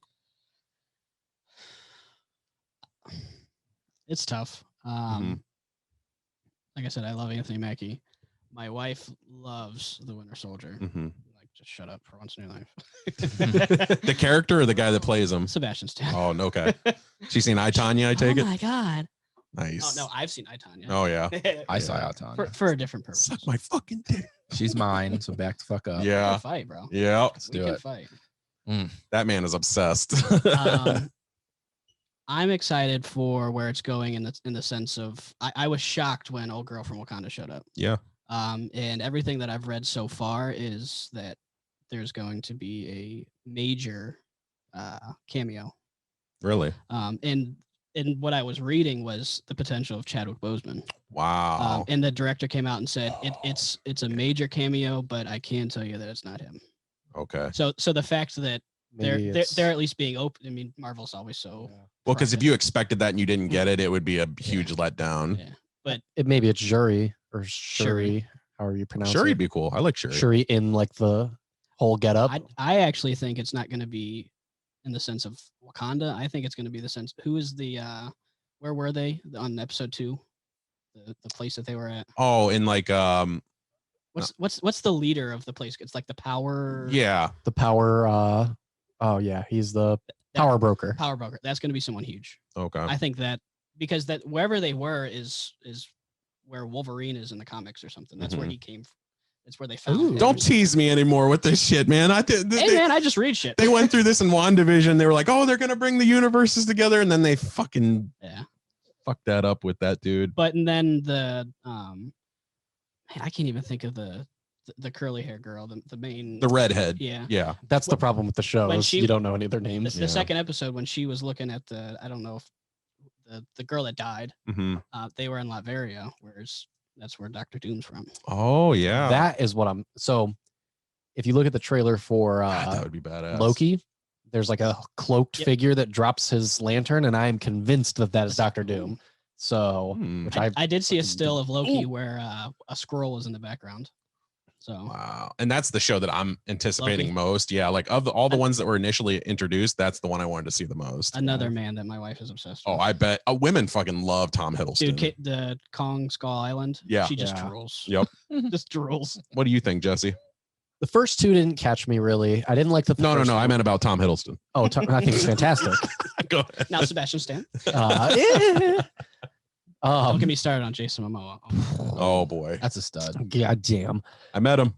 Did you? Yep. I didn't know that. Yep. And are you still moist? Or... He locked me in a headlock. They don't call him he's- Aquaman for nothing. He's the only celebrity I took a picture with who didn't have a problem locking me in a headlock. We can finish this. I actually have something to bring up about DC though. Okay, we'll round back to you then. No, as far as like the first two episodes go, I didn't really like how they started off the first one. Mhm. They weren't together. I didn't really give a shit about anything that was going on. Like, I don't care about Anthony Mackie's sister. The whole mortgage The thing. whole mortgage thing, Yeah. it's obsolete. Like the idea that And the nephew. somebody who saved the entire universe would not be financially stable enough to pay off the mortgage is just like, it's just, there's no fucking way. I think the show agrees with you because it's drifted away from that in episodes 3 and 4 ever since. It's almost like it doesn't even exist anymore. Right. They wanted that to be a race thing. I mean, I think they really probably, did. Yeah. But it's just like, am I going to really believe that the guy who saved, he's one of like 30 people And he's a pop star, that basically. saved everyone in the world. Everybody recognizes him. You're telling me he's not capitalizing on his name. He's just working through the military on a $30,000 salary. Get the fuck out of here. But then then they- saw that scene. What is that, episode 1? Yeah. Okay, I saw that scene. So then they bring them together and everything. I do like the villain. I like what they stand for Mhm. because I think that the best villains are the ones that you believe in their cause. That just like, shade of gray in the middle. yeah, like Thanos, I didn't agree with how he did it, but I understood why he did it. And I don't believe he was truly evil. He really believed in his cause. Mhm. And the same thing with this girl. We're watching her kind of go down this trend when she kills those people and she's like, this is the only thing that they believe in. And then Sam almost gets through to her and then they show up and fuckface America messes everything up. But I love Wyatt Russell. I can't hate that guy. I can't stand the character. though. Everybody see, and that's the And thing. it's not the character, it's how he's playing him. It's like Oh, he's squeaky clean, dude. Yeah, he's the exact opposite of Chris Evans, Captain America. and I so just bad. I like the flag smasher mentality. I like where they're going. I believe in their cause. I think that will turn around more positively by the end of it. I don't think that they're gonna like die or have to be stopped or anything. I think that she's gonna be good when it's all finished. But Captain America, though, I'm the same way. I just don't. I know I'm supposed to not like him, but I just don't really like his character either. He just doesn't seem like he has any sense. I get that, like, he's a hothead. He's jumping into things without thinking. Looks then so he's- stupid in his helmet. But then he's also a 3-time Medal of Honor recipient and like a 4-time Silver Star recipient. Like, fucking dumbasses don't win those awards. Yeah. You're not winning 3 Medal of Honors and being like the greatest American human soldier of all time and being like, well, I can't handle this and like throwing tantrums and fits. Like, that's just, he's more of like an asshole grunt soldier that gets people killed in wars because he thinks that he's hot shit.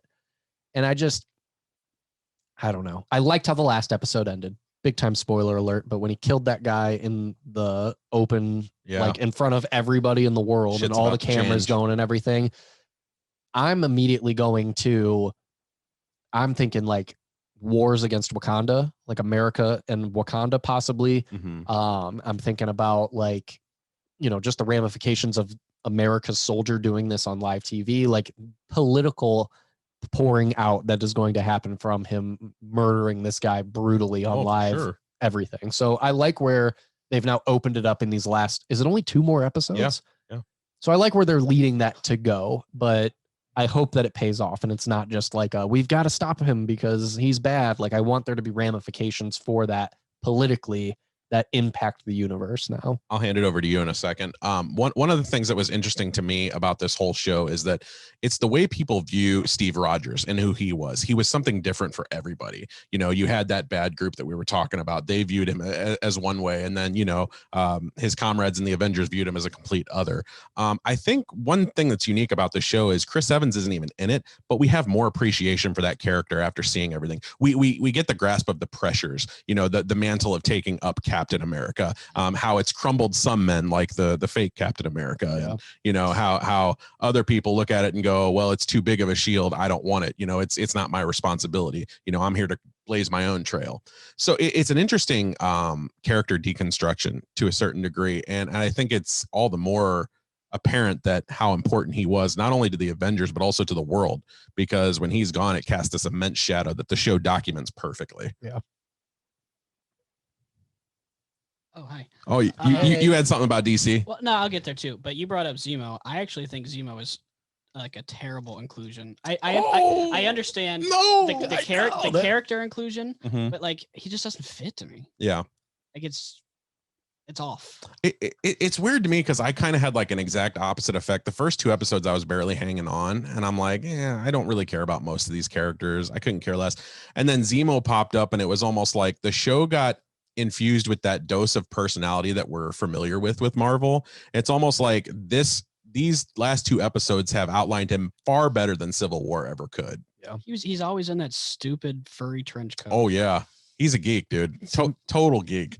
Zemo is one of my so favorite serious villains in the entire MCU. Mm-hmm. I think that he's super smart. He's another person where you can believe him what he did. Like he wasn't evil. No. He just lost everything that he loved and he wanted revenge. Well, he doesn't like superhumans either. I mean, Right. that's honestly easy to understand. Sure.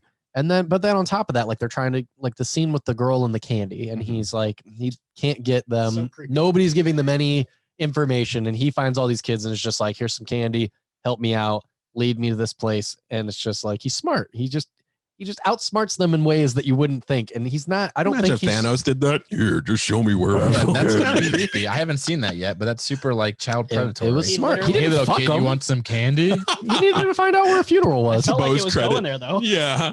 Now we're seeing Bo's kind of story a little bit more here. But I don't know. I don't think that he's another one that I don't think is truly evil. Yeah. He's Really just- outsmarted those kids with that candy, man. He didn't outsmart the kids, you dumbass. He outsmarted the guys that couldn't get any information.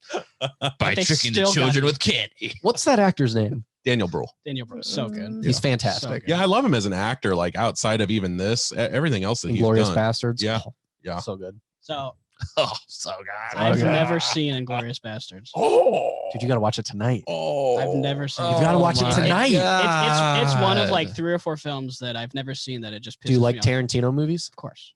It's his best movie. I Absolutely. didn't say that, It is. but it's great. It's What do his you think best is his movie. best? It's really good. We all have different opinions. I know, but I'm I curious. like all movies. So Go ahead. I'm gassing you up right now.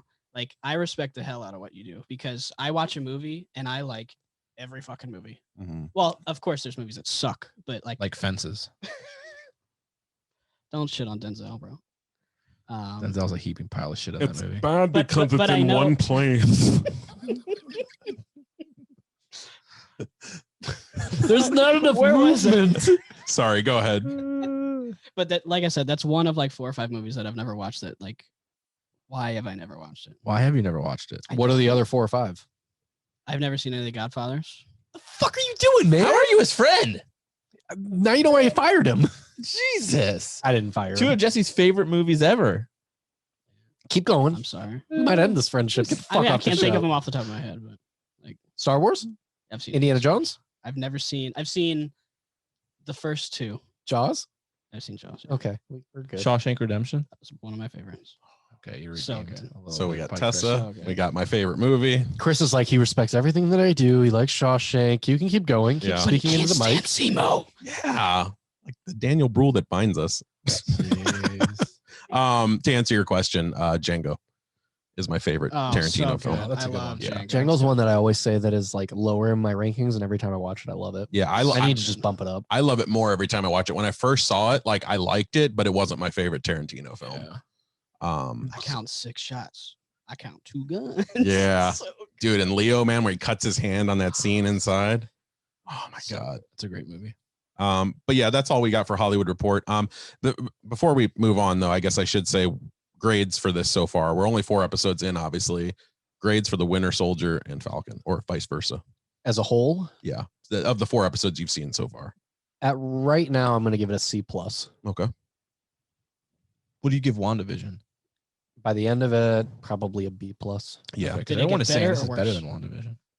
Everyone's Everyone's saying this is better than WandaVision. it's because everybody's fucking bunch of rubes who just look at it and they're like, things are blowing up like it. Woohoo!" Yeah, I can't agree with that either. Like, There's no depth to it at all. WandaVision was a story about grief and just the way that they fleshed it out and, brought it in terms of physicality, like physical form grief. It was beautiful. I love WandaVision. Yeah. WandaVision is close to flawless. Yeah. For me. So they could have ended it differently, but like It was artistic. Yeah, honestly, the So ending good. was my least favorite. least favorite because it Mhm. just turned into a Marvel blow 'em up big fight thing. so it got worse for you.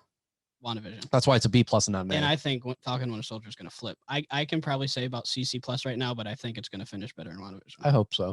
Yeah, I'm probably at like B- for Falcon and Winter Soldier right now. Like I like it enough. The last 2 episodes have kind of bumped it up for me. First 2, I wasn't so much on board, but I'm hoping the last 2, they're setting up a lot of beautiful storytelling. And like you said, with the Easter eggs that could or could not come, man, now I'm speculating. There's so much story to tell Sorry. with only 2 left. No, that's beautiful. That's well, I didn't even think about that. I thought they had 8 episodes total. Just 6. I mean, that's I just did- there's so much to flesh out in 2 hours. Yeah.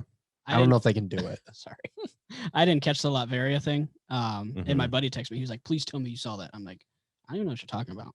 He's like, go back and watch it. I'm like, oh. I saw it, but I didn't put it together for some reason. And I'm like, wow, yeah, that's true. Now I And want it, to go back took and watch over it. Sokovia or whatever. Yeah. Ryan's like, I haven't seen any of this. I give it a 0 out of 4.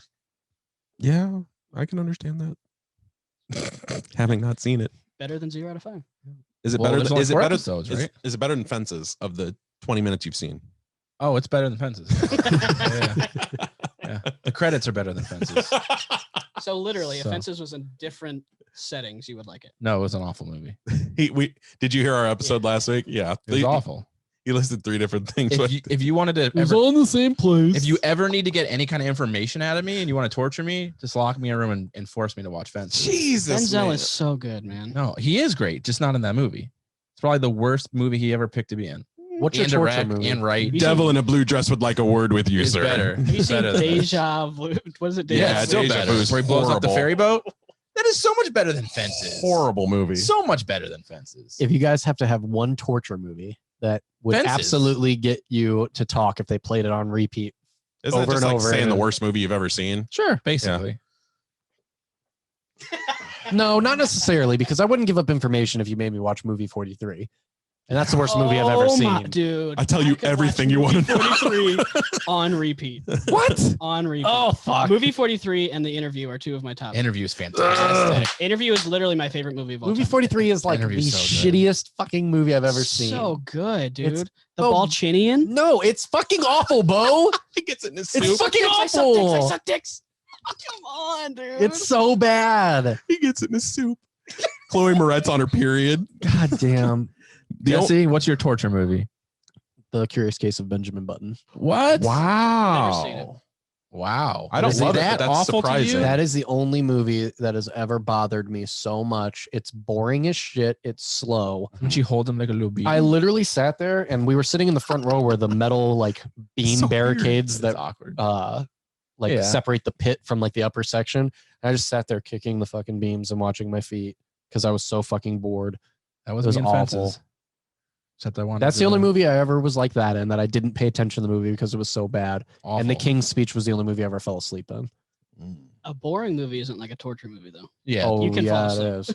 They're not That's gonna let you true. stay asleep. They're gonna like tape Yeah, your eyes it's open. something It's that your eyes will torture. be taped open and you Yeah. have to watch it in its entirety over and It's over. like and on over max again. volume on Yeah. fucking stereo around you. It's just like I get younger. What's yours, Bo? I don't got one right now. Yeah, it's hard. How much longer we got? Christopher? We still got one more segment, so We're- you I- can think yeah. about it. If I just randomly say a movie. There it is. There's 2 that would make me freaking run for the knives. One is Kirk Cameron Saving Christmas. And 2 is Yoga Hosers, Kevin Smith. Yoga hosers. Jesus. Yoga hosers Yeah. made Tusk look amazing by Yeah. comparison. I was so excited for Tusk. Me too. And then I heard it was so bad, and I was just like, I'm not even gonna waste my time. I have my movie. Okay. Teeth. Oh, Oh, yeah. Cringing. Yeah. Teeth is bad. Yeah. It's amazing that we've all seen Teeth of Yeah. all things. That Of was one of those. course. Of course we It was one of those early Netflix movies that everybody found out about Yeah. because that was when nothing was on Netflix, and Teeth. that's what we watched. Maybe a Serbian Teeth. film. Yeah. That would be on there. The interesting part is that so to my defense, if Fences being mine, I had to watch To your it. defense. Well, listen to my argument though. Hey, you like that? I had to watch it. Yeah. For your guys, if the movie was that bad, why didn't you just turn it off? I had to grade it. I was in a movie theater. Oh, you That's could what have got I up and was left doing. though. No, I couldn't couldn't. I do was it. with my Yeah. family for Christmas. You didn't. Oh, so the same thing as me. It was fucking Christmas, and I didn't drive there. Dude, I see 200 movies a year. I want to see 50 of them. Okay. Yeah. Like, That's I it? really want to see 50 of them. Yeah. That surprises me. Yeah. That How is- often, that is out of only those 200 movies, how many are movies that you're like, man, I don't really know if this is going to be any good, or you don't expect anything, and it 150, surprises you? yeah. But actually surprised you, though. math teacher. Are you super creeped out that You didn't even hear what I said. Carry the two. are you super creeped out that like you have no idea who I am, but like I secretly like you're the shit to me.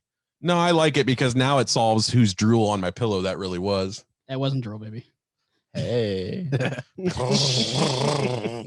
No, but yeah, it's I maybe like 50 movies. I'm like, oh, I'm dying to see that film. But of the ones that you're not dying to see, how many actually end up surprising you, where you're like, I really loved that? Probably 20 to 30. Oh, that's pretty good. Yeah. Okay. Yeah, because there's films that surprise me every year. Yeah. You surprise me every day. Well, DC. Oh yeah. So finally got around last week to watching Justice League. The Snyder Cut. Yeah. Mhm. My wife's bedtime's like 8:30, 9 o'clock every night, so it's pretty hard to watch a 4-hour movie. God, no kidding. But we You don't need to give her 4 hours of Jason Momoa anyways. I don't know if she's earned that. Well, he's barely in it. Oh, I haven't That's seen it true. Yeah. He's maybe in like 2.5 hours. He's in less than More this than one than he enough. was in the Yeah. original cut. So I completely forgot that J.K. Simmons played Gordon. Yeah. Yeah. And it got me thinking, and I haven't cheated, I haven't looked it up, but I noted down, like, it got me thinking that he double dipped in the MCU, and because now he's replaying J. Jonah Jameson. Yep. So he double dipped in the MCU and DCU. I could only think of 4 characters or 4 actors that double dipped. You got, let me say them before Go you ahead. before you Go run. for it. You got J.K. Simmons, Lawrence Fishburne, Oh, I forgot about that. Randall Park. He was an Aquaman. I love Yeah. the interview, so Randall Park sticks with me. And I'm not cheating. Zachary Levi. Okay. Those are the only. I couldn't think of any more. Okay, so MCU is you're talking as in now, not as in so like Ryan Reynolds MCU, was in yeah. The Green. That's what or- I was Nope. thinking. Yeah. Don't count. Okay. Chris Evans. that Starting wouldn't at count? Iron Man. Oh yeah, Chris Evans was in 2 Marvel movies. Yeah, I guess that's And true. I also thought of, but I didn't include Idris Elba because he's in the new Suicide Squad. Yeah. And can't think of his name. He's What role? he's from The Walking Dead. He was in the Guardians of the Galaxy. Oh, your boy, Oh yeah, yeah. With Yondu. Yondu. Yondu. Michael Rooker. Yeah. I know that is. what was he in? He's in the new Suicide Squad, or he was in the trailer Oh. at least. He's got the Yeah. long hair. Yeah. I couldn't think of anybody else. Met him too. I rewatched that. Yeah, it doesn't surprise me. Rewatched Suicide Squad. Yeah. It was more entertaining than I remembered. It's still not a good. good movie, but it's It's one of the worst edited movies I've ever seen. it was Jeez. You guys, fun in parts. It was good. And then I watched Green Lantern. And you missed and you regretted it. That movie was stupid. It's awful. so bad. so bad. There's a flying piece of shit as the villain. Like literally, it's a flying piece of shit. Yeah, it was not good. Awful movie. I was like, I haven't Blake seen this since Lively, though. theaters. Maybe it's not as bad as everybody says it is. Dude, she's so fucking hot in that movie. Yeah. Got a girl at work that looks just like her. And she listens, and now she's creeped out by you. Green Lantern might be Ryan Reynolds' Fences. Have Yeah. you seen Buried? Yeah. Oh, I have seen that. You want to actually. talk about one setting? It wasn't that awful. No shit. That was still worse than Fences. box. What? It was still worse than Fences. It You're welcome. was still worse than Fences. It was one set. I didn't say it was a great movie, only but it was was it still one worse setting. than Fences. He didn't even get to move through a room. That's all right. He had a cell phone and a lighter, and we got to watch his face in a box. Isn't the one Phone booth, isn't that what it's called? Yeah. Phone booth is so good. Yeah, That's one setting. It's a good movie. Yeah, That's one setting. I mean, No, technically, you could say New York because, like, at the beginning, they move amongst the streets of New York, going to the phone booth. So I guess, yeah. What about Speed? One setting. They're on the bus the whole time. They're on the bus the whole time. A movie that has one setting that I absolutely love, and you may appreciate this because I know you like horror movies, is Devil. Yes, Love the elevator. Dude, I will never forget the first time I saw what happened. Yeah, there was nuggets. Don't tell me. In my pants. Is that a good movie? Nuggets. I remember when that came out. I thought it was a crappy. Have you watched B-list Event movie. Horizon yet? No, I watched the trailer. I was like, oh, you like it? Okay. Isn't it a video Good. game? It was like, I want him to see it. We're talking about horror movies and he still hasn't seen it. keep your fences. Don't you fucking talk about Event I Horizon. love Event Horizon. Mhm. It's fantastic. Yeah, You haven't watched it. Yeah. Check it out. It's I a saw the trailer. I shouldn't have good watched the movie, though. trailer because it looks bad. Just watch it. What's that? Like, The Visit gets credit for being Shyamalan's like comeback. I'm like, no, Devil should be his credited as his comeback. Devil's That was Fire. Shyamalan. Yeah, Fuck. he's in it. Yeah. I haven't seen that. He's in all of his movies. Oh well, yeah, touche. I'll shut up. Yeah. But could you think of any more double dippers? No, I think you're right. And you even proved me wrong on my two because technically Ryan Reynolds, while he wasn't a DC Come movie, on. it's what was not Fishburne in? DCU. Man of Steel. Yeah. Yeah, but what was the other one? Second Ant-Man. He played. Oh, dude he's that the was helping dad. the girl. Oh, he's not her dad, but Yeah, whatever. Father figure. Sorry. That's all. if you think of anything more, let me know. Oh, it's no Because way. that kind of shocked me. I'm like, ooh, double dippers. No way. You got me on that one. There's no way. Sorry. All I didn't mean right. to show you, buddy. News. It is July 20th, 1969. And is about to 69. land on the moon. Freedom itself was attacked this morning by a faceless coward, and freedom will be defended. I did not have sexual relations with that woman. That's the way the news goes. Speaking of 69, Chris, did you watch that video I sent you on the group whoa, message? Whoa. Which one? Nothing to do with 69 in that aspect, but I sent you guys I think it was a TikTok, and it was a guy and he was in line at like Chick-fil-A or something, and they like numbered their cars and it went 67, 68, 70. And he was like, "You son of a bitch." I How dare see you? that. I didn't see It that. was really funny. There were 69 They cars. totally skipped over it. I'm just like, good Jesus. Lord. That's funny. As People fuck. love Chick-fil-A. On a side note, because I now know that you're so anal about things, I am in and out of Don't talk about anal after talking about 69. You're OCD. I'm in and out of hospitals, and they skip 13th floors. They skip room Yeah. 13. Dude, I cannot tell you how much that bothers me. I feel like that dude. Oh on yeah. TikTok. Well, I hate odd numbers, so it wouldn't bother me they skipped 13, but that would bother me. Well, just in general. Yeah, I'm extremely OCD, especially with numbers. Are you guys familiar with Mitch Hedberg's? Yeah. You ever heard his 13th floor joke? Yeah. I don't think Oh, so. it's so good. He's like, sometimes because of superstition, people will not build a 13th floor, but all you people on the 14th floor, Or on the 13th. you know where you're really at. If you jump out of the window, you will die faster. So funny. It's fantastic. Rest in peace. All right, guys. Let's get social. So we got a couple things on the agenda for this one. I haven't seen.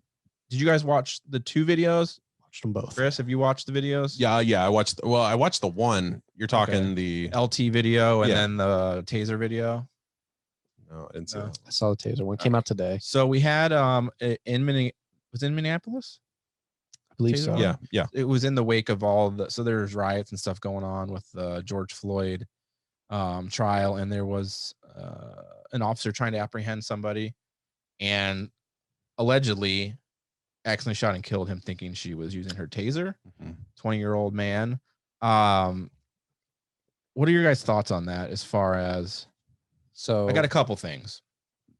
One, as an officer and you use these tools every day, how do you mistake your gun for your taser? Two, what do you think her liability should be under the circumstances? So I watched the video today. They just released it today. It is only 1 minute and 1 second long. From her perspective, so you see it all coming directly from her. She was a senior officer, so she's familiar with all of her gadgetry and Equipment. her equipment. That's Mhm. a better word, not gadgetry. She's not a fucking Batman. It's not even a word. That is a word. Gadgetry. Gadgetry is a word. I'm the English teacher. I know. Anyway, so her and two other officers approach this vehicle. They pull him out of the vehicle. You can't hear what is said. Reports say that he called his mom for the insurance information ahead of time, that they told him that he was going to get out of the car. They would tell him why after he got out. You can't hear any of that on the actual thing, so I don't know if any of that is verified true yet. But they get him out. They start to cuff him. They tell him you have a warrant. And then you hear him saying, I don't know if it's him saying it or if it's the cop saying it, but somebody says, like, don't do that. Don't do that. And then he bolts and he tries to get back into the car really quickly to try to drive off. All of this is happening like he's up against the car. So this is literally like 2 feet, very fast. They start to struggle. Him and a male officer going back and forth. He's kind of like kicking at him, pulling at him and everything.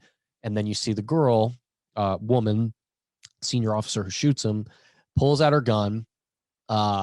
She's kind of going back and forth between like the back of the cop and trying to get behind him. Right. She yells, "I'm going to tase you." And then she yells, "Taser, taser, taser." The guy backs off. She shoots one shot. The kid drives off. Man, 20 years old, I guess. Drives off. And she immediately says, "Shit. Oh my God, I shot him." And then they go, "You shot him?" And she goes, "Yes." And you can tell she's like really upset. Yeah. I do think that it was truly an accident. I also don't think that's an excuse by any means. To answer your question, I think that she'll get a manslaughter charge. Your taser's on one side of your belt, your gun's on the other. You're left and right. One's bright yellow, one's black. I guess you could say in the heat of a moment you make that mistake, but I just can't imagine after all the training you've gone through, after all that shit you keep on your belt. Do I think that she intentionally pulled her gun and pretended it was a taser and shot him? No. Do I think that it was a hateful crime? No. Do I think it was anything like all of these other police-related shootings that we've had in the past? No. Do I think that she should face consequences? Absolutely. I think that she will get a manslaughter charge. I think she'll get one of those 3 to 7 year sentences, probably less time after good behavior. She'll never be a cop again, but she'll live her life later on. So before we get to you two, just a quick point to that. Why do you think she won't be an officer if it was genuinely a mistake? That's just negligence at that point. I mean, it's just, you have to be able to follow better protocol than that. If you accidentally shoot a person because of something like that, it's not like she meant to pull her gun and then mistakenly shot him when it was a toy gun or something. That's a mistake that you could at least say, it looked like a gun, it was justified, whatever. This was, even though I believe it was a genuine accident, it's still not an accident that's forgivable. You can't be a police officer and not be able to know the difference between your taser and your firearm. Had he not died, do you think it would be the same thing? I think so. I think you don't deserve to be a police officer if you're shooting people accidentally. I just ask, just based on, just use Derek Chauvin, for example, someone who has had a rap sheet of misbehavior, misconduct, who continued to be an officer. What is, I agree with you. I don't think she should, but it's a little easier to prove he's intentional, Right. I mean, it's same thing had though, like intentional abilities, and this seems accidental. A lot of his stuff though was stuff that could have been, it was like, it was justified. You know what I mean? If he had reached for something and this happened, it wouldn't have been an issue. So to that point though, could they not justify that maybe this was justified, that they were in harm's way? They were in a scuffle. He tried to get away. Not with the audio that you have. No. You can tell by the way that she says it that she realizes she fucked up. I'm saying even if she didn't though, could you have justified the behavior though? Say she pulled her gun and shot him knowingly and willingly. Could you justify that she was doing it out of, she was scuffling with the other officer is scuffling with him and he's in danger and I'm going to do it to protect him? So that's the problem, is you have what the law says and you have what judges and juries say. Good point. A lot of times judge and jury does not necessarily go with what happens in the case of what the law says. By law, which is what I am, I'm a lawman. I don't care necessarily what the circumstances are. I go by what the law says and what it is. I would say no. He gets in the car. He's obviously attempting to flee. At that point, he's not a threat to their life. You can't shoot him for that reason. Had he hit the gas? Yes. He doesn't start driving away until after the shot is fired. Mhm. The only reason I say that if he hit the gas is because sometimes cops are in that situation and they get drugged and killed that way. Right. And therefore, then you could argue that she was firing in protection of her fellow officer. Right. But that was not I just the feel case. like I've seen so many of these cases, and I haven't watched the video, so this is just I'm just all hypothetical. Yeah. Devil's advocate. There's been many instances, and I think justified, where someone is going to their vehicle and they say they shoot and kill them because they might have a gun, maybe they have a knife, and they're going to get a weapon and shoot me. Yeah. And with him being that close proximity, there are two of them there. They have his hands and legs in visual, whatever. They're wrestling with him at the time. He's not reaching for anything. Do you mean visual coherence with the camera? You can see. They're literally both on top of him. Okay. yeah. It'd be like if you turned over and started going after Beau right now, and I'm literally right here trying to get a shot. Yeah. I mean, even closer than I am right now. They were very, very close. There's no weapon. You can see that there's no weapon. They just had him out of the car and were in the process of handcuffing him. So there's not a weapon on him. And he hasn't hit the gas yet. I don't think that you can justify it in any way. I think that you can get away with saying that it's not murder, Right. even in the third degree, but it's absolutely manslaughter. Not in defense, but could they have gotten hit by the car? That was kind of my next question too. At that point, no. Had he hit the gas, probably. She shot At him least the while he guy who was on him, he would have been drugged. The door was open. If he hit the gas, that guy would have been drugged a little ways. She would have been fine. But was he shot prior to getting into the vehicle? No. He was already in the vehicle. He goes to run. Gotcha. He's wrestling literally on the front seat with the officer I gotcha. as this is happening. So he's clearly just trying to get it. Because you can see her gun kind of she's trying to like peek it underneath to get a shot. Yeah.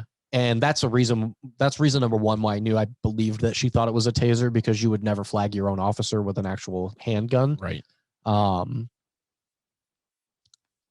mean, it's just unfortunate, is what it is. It's very just sad. a terrible accident. Having seen the video, did her was her taser? Did it have the bright yellow markers on it? All of them do. They're all standard issue bright That's yellow. my thing. She didn't pull it and shoot. No, she doesn't pull pulled it. She's pointing, going And in. you didn't see the yellow markers on it. And look, for anybody Just who's ever crazy held a to gun me. versus anybody who's ever held a taser, there's a big weight difference. Huge weight difference, especially because Glock is standard issue and Yeah. theirs are 13 rounds. Glocks are heavy. I have one and it's fucking heavy gun. So here's the thing, and I guess I'm OCD to a certain degree, but like I keep my keys in the same pocket every time I go out. I keep my wallet in the same pocket every time I go out. Whenever I'm reaching for one or the other, I know what I'm reaching for. If I need my wallet to pay for something, I go right here. Yeah. Every single time. I would imagine it's the same way with a cop too. You know where your gun's at all time. You know where your taser's at all time. Now I know that the argument is going to be, well, heat of the moment, you would approach it a lot differently. I go, I don't think so. Yeah, I understand that, but how many times in the heat of the moment did you pull a taser to shoot somebody instead of your gun? Right. And the thing is, if somebody say a whole different situation, say somebody's threatening my life and I have to pull my gun at that moment, you're going to know where you pulled. You're going to know, you're going to know exactly which pocket to go for or which side to go for. So very unfortunate. Jesse said, see, I don't have a lot to add, so I'll just get mine out of the way right now. Jesse said about 98% of what I was going to say. The only thing I worry about and where I kind of differ from what you said is that I feel like she's going to lose her job for sure. As she should. Where I'm kind of skeptical is the charge itself, because to me, I feel like there's so much doubt there in terms of the way they could play it. So like he's wrestling with the cop or whatever before the while the video starts. You could argue, well, we felt threatened at that moment too. Then he gets in his car and he drives off and all that. Kind of like what Beau said. It's like, well, at any particular moment, one, he's fleeing the scene. So, we have to stop him at any way we can. If I reach for my gun, I was just trying to shoot out his tires. I swear, Judge, that's all I was doing. It's not as open and shut to me as like the Derek Chauvin case is. That one is manslaughter in broad day. Like it is easy as. See, I think he'll get second degree murder. Yeah, it's just, to me, it's like this one. I don't think it's as cut and dry. I think it's fucked up, definitely, and I think she deserves to be charged for it accordingly. I think that there's a case for sure if she tried to push it, but I honestly, based on the reaction of this woman in this video, I don't think that she will, for one. She will what? She will. I don't think that she'll try to get off from. I mean, she'll probably try to get a lesser case, I'm sure, because that's just what you do naturally. You don't want to go to jail. Yeah. But do I think that she's going to try to say she's innocent? I can't imagine. Yeah. I don't think that she has much of a case because of the audio either.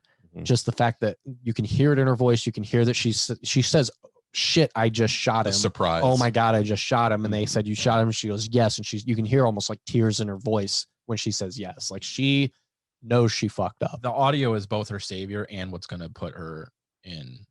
It's going to hold her accountable. It's going to keep her from going into jail for murder. And it's also going to be the thing that puts her in jail for 3 or so years. At the end of the day, regardless of the situation, she admits wrongdoing in an accidental fashion when she said she shot him and didn't mean to. Yeah.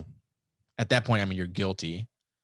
It'd be different if she intentionally shot him and then tried to justify it because she felt threatened. But in this case, she didn't mean to shoot and kill him, and she did. So she's going to lose her job 100%. I feel like that's a definite for sure. Definitely you shouldn't be a cop ever again. Yeah, I definitely think she is going to be, I'd say manslaughter at the very I think she'll get manslaughter. Yeah. If you can't tell the difference between a taser and a gun, you definitely should not be a cop ever again. Yeah. And I think that let's assume that she didn't actually mean to do it. Right. Okay. This truly was just a tragic accident. There are tons of riots going on right now in Minneapolis. Similar to what happened with George Floyd and many others. Do you think that it is something that is, I don't want to say like a riotable offense, but that's pretty much, I don't have any better words, as an accident, assuming that that's the case, seeing the video now, because these riots started before it was released, is this something people should be rioting over? Because I feel like for the last year and a half, whatever we've been doing all of this rioting and protesting and mixture of the two, it's been because of police reform for things like George Floyd, where you can see that it's blatantly wrong, for things like, Ahmaud Arbery and all these other things where you can tell that there's wrongdoing happening. Should we be rioting for an accident?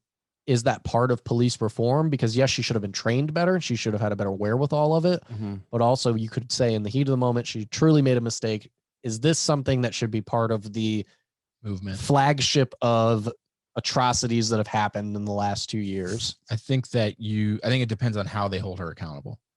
So I think if she's held accountable, like if she's put on immediate leave, I don't know what's happened since this happened. She's already, I think they've already said she will be fired. So if she's fired and they bring to the term charges, then no, I don't think you should riot over it. I think it's a tragic accident and it's sad, but you're going to have naysayers and there's going to be people that are saying it's just another incident of a cop shooting an unarmed black man and people are going to riot. But I don't think it's justifiable in the situation of a George Floyd or an Ahmaud Arbery or something like that. I think this is a completely different dynamic. It's sad, but it was an accident. It's not a police intentional wrongdoing or a police attack on an African-American or an unarmed person.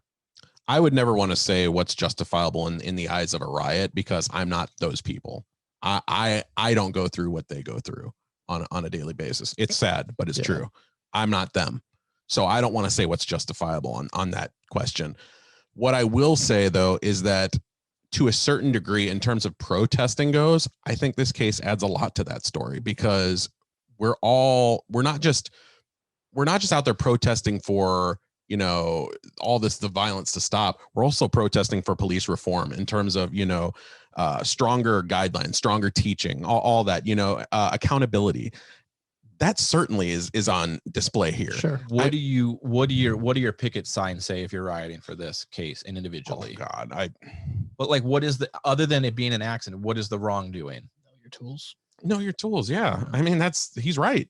Yeah. It's something so basic as you're a cop and you don't know the difference between a gun and a goddamn taser. I mean, like, again, just like you said, you can't justify rioting or not. We don't know what she's a tenured officer. Does she have other issues or does she had a rap sheet or stuff before? Do we know? Not that I've seen. I don't know for sure. I don't know if that's been think it's truly, without watching it yet or knowing too many facts of it, it seems like a truly tragic accident.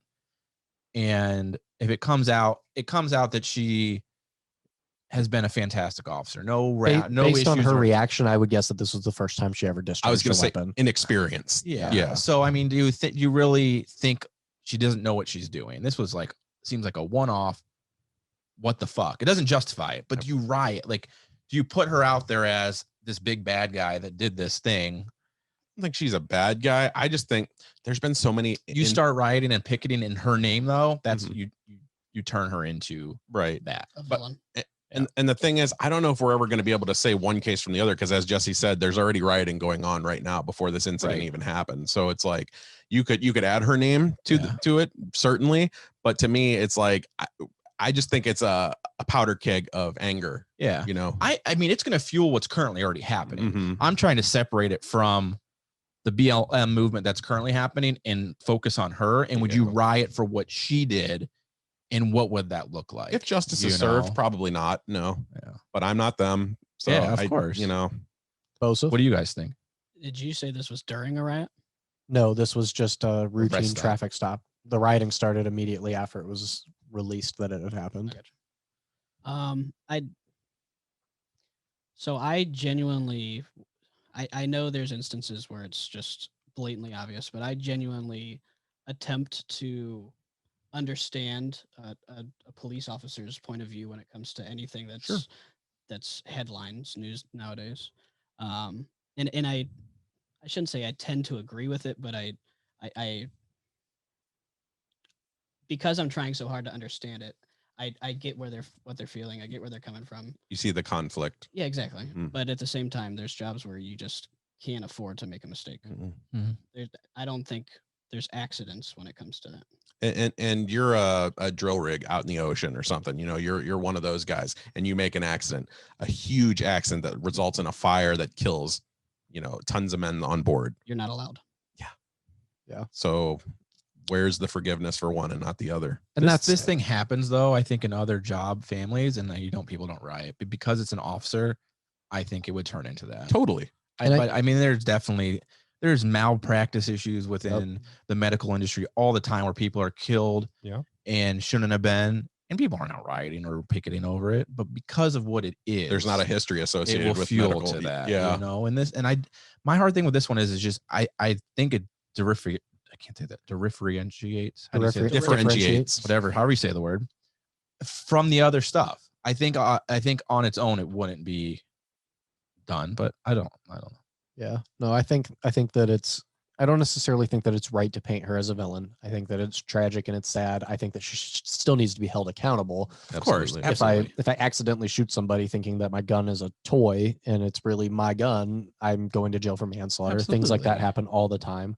Just the same as if I didn't lock up my gun and my future child were to get a hold of it and shoot somebody. If you accidentally shoot somebody with your gun thinking it's empty and it's not, and you shoot look at my gun and you're dead, I'm going to jail. And I think you should. Yeah, and I agree. I think that she should be held accountable. I think that manslaughter is a fair thing. It's a tragic accident. It's incredibly sad. I feel bad for her because I don't think she genuinely thought she was going to shoot him. I don't think so either. And she now has to live with that. It sounded like she was doing everything that she should be doing. Yes. Right. Yeah. Everything seemed to be totally fine until she pulled it out. Yep. Jesse hasn't heard that before. I think when the investigation goes down, I think inexperience is going to play the biggest hand in this. Yes. Is that she felt rattled for the first time in her career. Yep. I wouldn't doubt that. No.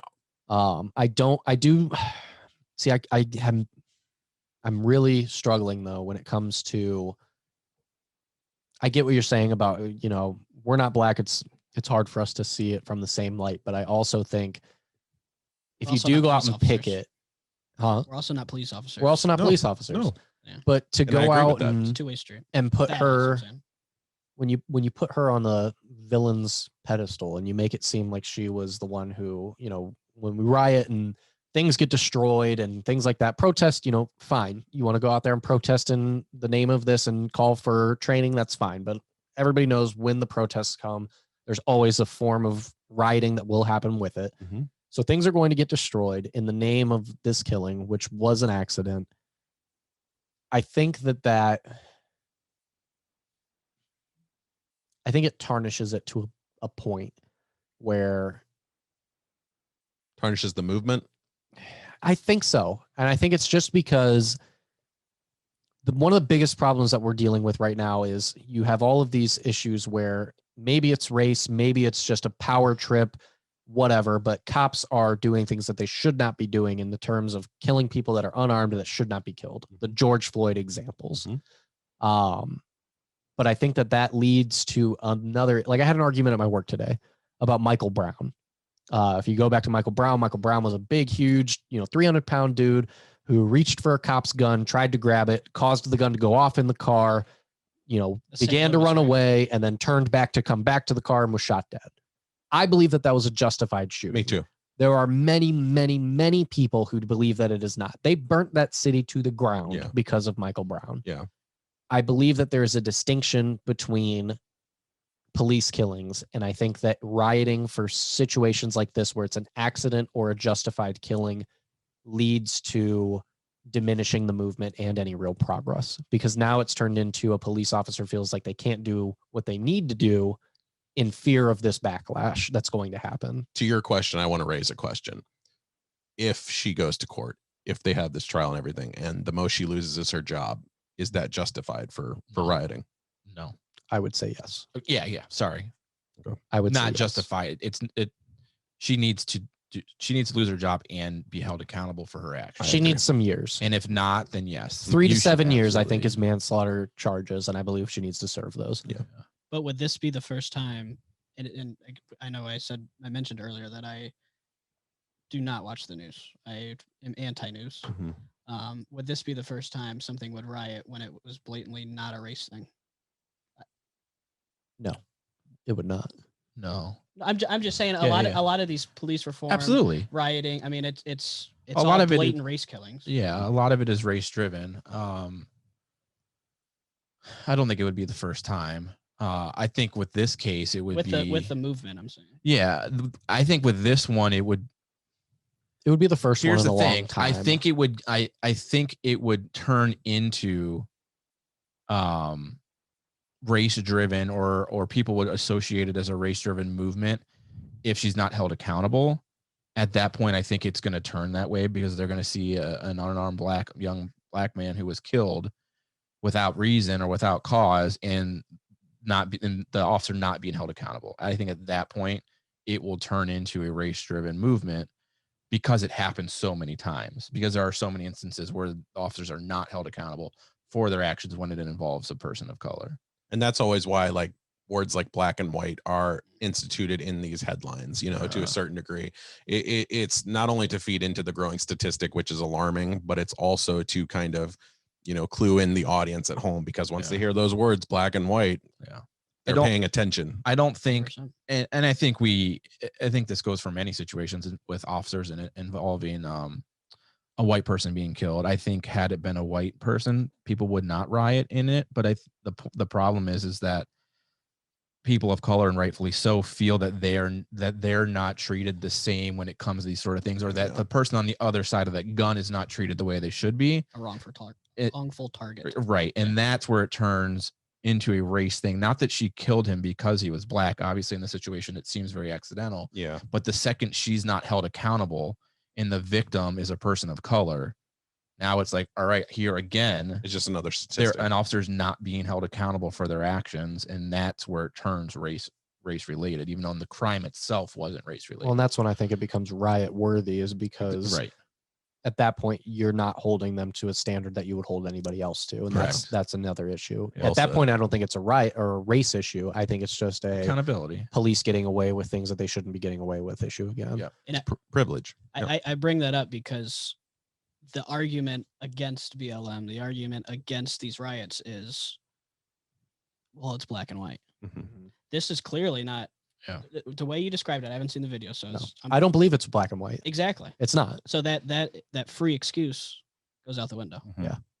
That's the only reason I bring that up. And I think that was a big thing that led to it, was you hear another unarmed black kid is killed, and people began to riot before they saw the video. And my first thought when I saw it is, I want to see the video, because I'll call it like I see it. I mean, the guy at my work was like, well, I think that, it was not a justified shooting with Michael Brown. And I'm like, what are you talking about? The dude grabbed his gun. They caused it to go off. He ran back at him. Yeah. And he goes, well, I just don't think the cops should have guns. And I just think that's asinine. No, that's never going to happen. In a country where all of us have guns, you cannot have your law enforcement without them. Yeah. They would be run over. Possible. They would be run over. Was Michael Brown the St. Louis? Yes. I was in work probably maybe 15 minutes away from St. Louis when all that happened. Wow. And I can't tell you, that was the scariest place I've ever been in my life. I remember watching that on TV, like it all I was unfolding. 15, 20 minutes away. I mean, it wasn't like I was in the heat of it. It was, I was just working 15, 20 minutes away, and it was like Crazy. Surreal, huh? They set that whole city on fire. I mean, I remember seeing a car dealership where every single vehicle had been set on fire on the news. I mean, that place was, and I remember thinking that was a ridiculous riot. Yeah. Oh, I agree. I think it's justifiable, that one. Yeah. And so I just don't want stuff like that to happen because then that takes away from the Tamir Rices. It takes away from the, Trayvon Martins and the justifiable things where, and even Trayvon Martin at the time, I thought that Sandra was, Bland. that took a while before Zimmerman started going crazy and pulling guns on a bunch of other people that I realized that he was probably guilty. But I just want things that are plainly an accident or plainly justified to be accepted as such, regardless of color, so that you can focus on the real issues at hand. Much like our other example. Well, which brings me to one other thing before we get to that one, because we're talking about transition. I was trying. He was trying. Did you guys see the article going around about the founder of BLM and her riches and her recent financial stuff? No, but I have a feeling I know where this is going. Well, so it came out on social media this weekend, I think, and people are in an uproar over it because she just purchased a $1.4 million home in like Los Angeles. And it's turning into this. Is she doing things for the right reason, or is she using this race war to her advantage to profit off of? This is a nonprofit organization that's supposed to be bettering the lives and standing up for these actions. Do you think this, how do you think that this what's the word? reflects on the organization as a whole and like what it stands for? Is she taking advantage of the situation? Does it make it look like she's taking advantage of the situation? Any thoughts on that? It doesn't look good. That's always kind of been the one criticism with people on the other side who don't support Black Lives Matter. It's always been that, well, it's it's a charity cause basically to get those in charge rich. And I've heard it constantly. People I know, people I'm even related to, I've heard it constantly. And I tried to do a little digging once I heard theories like that. And they don't do a lot to silence that perception. Yeah. So one thing a lot of people don't, I'm going to come to you next, Jesse, but just to premise it before you make your point, is a lot of things people understand. A nonprofit doesn't mean they don't make money. Nonprofit just means any profit after they pay their CEO or their founders or cover any expenses that they have to reinvest that money back into the organization. Yeah. So with that being said, BLM is doing so well with donations and things that this woman had enough finances to buy a $1.4 million home. Yeah. When that $1.4 million could be going towards the cause that you are supposedly fighting for. Yeah. Granted, she signed a deal with Warner Brothers or something, but still, if you truly believe in your cause, which this is a very big deal. This isn't a Goodwill. The CEO of Goodwill makes like $15 million. Like his salary is insane. Salvation Army, like a lot of them. One of them, it's either Goodwill or Salvation Army. One of them, the guy only makes like $75,000, and the rest he legitimately puts into his it's charities. Good. The Goodwill guy makes a shit ton of money, and with that, I don't really care. People are donating stuff to you, and you're reselling, and you're making money. BLM is truly an organization that's positioning themselves to supposedly be out here for the greater good and to fight a race war and to bring justice and all of that. Yeah. If it's truly that, you're not buying a $1.4 million mansion in LA. Yeah. And that's why I've always said that I support the movement of Black Lives Matter, but I have never supported the organization. Yeah. Their beliefs do not necessarily align with mine. The way that they operate, I don't agree with personally. And I think that the majority of people who throw up Black Lives Matter, the people who are putting it on their statuses and things like that, oftentimes are not associated or even know the values that the actual organization holds. Yep. I believe that Black Lives Matter. Absolutely. I do not care what the organization stands for as a actual entity. Right. I don't donate money to them. I can use my own finances for my own communities in my own way because that's how people should be doing that. I just hate to see these types of things because these are the things that fuel the naysayers and the people that are going to say, the people that are online saying, well, we don't support BLM because of this, Yeah. and that they immediately find something to associate it with to bring it down, to take it apart. Yeah. And it takes away from the true movement of Black Lives Matter, And not it's- the organization, but what people are truly trying to fight for. It's the same thing as like the Blue Lives Matter. Yeah. Every time I see like the flag with the little blue line in it, Mhm. I typically think that person is a racist because I don't know any people that float that shit around. Right. I support police. Right. My cousin's a police officer. I love her. I've got friends that are cops. My buddy Brett is a cop out in Pittsburgh. He's a funny guy. I support police. I know that it's stressful. I justify, stuff whenever I call it how I see it. Right. I have no issue with cops. I'm not one of those that are all pigs people, whatever. I think that there's some major problems that need to be done. But just like Black Lives Matter, I don't support that organization. Yeah. I don't support necessarily that icon because I feel like it's used improperly for the wrong reasons. I agree. It's usually used in opposition to Black Lives Matter. Does that mean that everybody that has it? Because Bo's over here laughing at me. He's like, "I'm gonna flag on my thingy." I genuinely think they're racist. But I think that it is though. It's just typically used for the wrong reason. I don't think people typically fly that flag in order to say I support police. Yeah. I think they do it in opposition to Black Lives Matter. Yeah. And I think that the Black Lives Matter organization does a lot of stuff in opposition to police. And I don't think that either one of those organizations I would be able to fully put my weight behind and say that I support either one. Yeah. I support my own ideals that happens to follow both, and I support quality, good people on both sides. Right. To say and I don't know if we had this argument, or it's not even an argument, discussion on the show before about the Blue Lives Matter versus Black Lives Matter, but it's truly just that. It's an opposition against Black Lives Matter. And I 100% support police officers. Like you, I've got friends, I've got family that are police officers or firefighters or service members. Mm-hmm. But when you create a Blue Lives Matter, you're acting as if that entity is being unjustly attacked or being targeted when they're not. Like all lives matter, same thing. Right. Yeah, that wasn't a thing before BLM. Right. Mhm. And that's where, and That's to a Jesse's very good point, I point. agree, is that flying that, you're just basically, it's just a slap in the face against the Black Lives Matter. It's the same as saying all lives matter. It's I struggle with that. I think that one of the biggest problems in this country is that we have become so divided in every single Everything. aspect, where you have Christian people who are demonizing anybody who doesn't believe what they believe. Same thing with atheist people who are saying that Christian people are idiots. You've got Republicans and Democrats to the most polar opposite that I've ever seen in my life. I voted Republican my entire life until Trump. Right. I hold a lot of Republican values. I also hold a lot of Democratic values. And I feel like there's not enough people trying to work together. Like, honestly, if it's not your sports team, you should not be this one-sided about something. Right. The only thing that I die hard hold true to is the Browns, as far as I am this and this alone. I'm open to listening to somebody's atheist ideas. If you convince me, you convince me. And kicking Suns fans who haven't had shit in 52 years anyway. I haven't had shit in 52 years either. Hey, I give a lot of credit to somebody who's a Browns fan and then sticks behind a team that sucks that bad. Sucked And enough to doesn't beat your turn ass away. twice last year. Do you have more respect for a Browns fan that has sucked their whole lives, or someone that is a Titans fan that is just 8-8 every single? I know the feeling. And you're just We fucking sucked you have every a single year. shitty What do you draft mean? pick every single. You should have won 2000. My first heartbreak. Christopher, thoughts on co-founder of BLM movement and her recent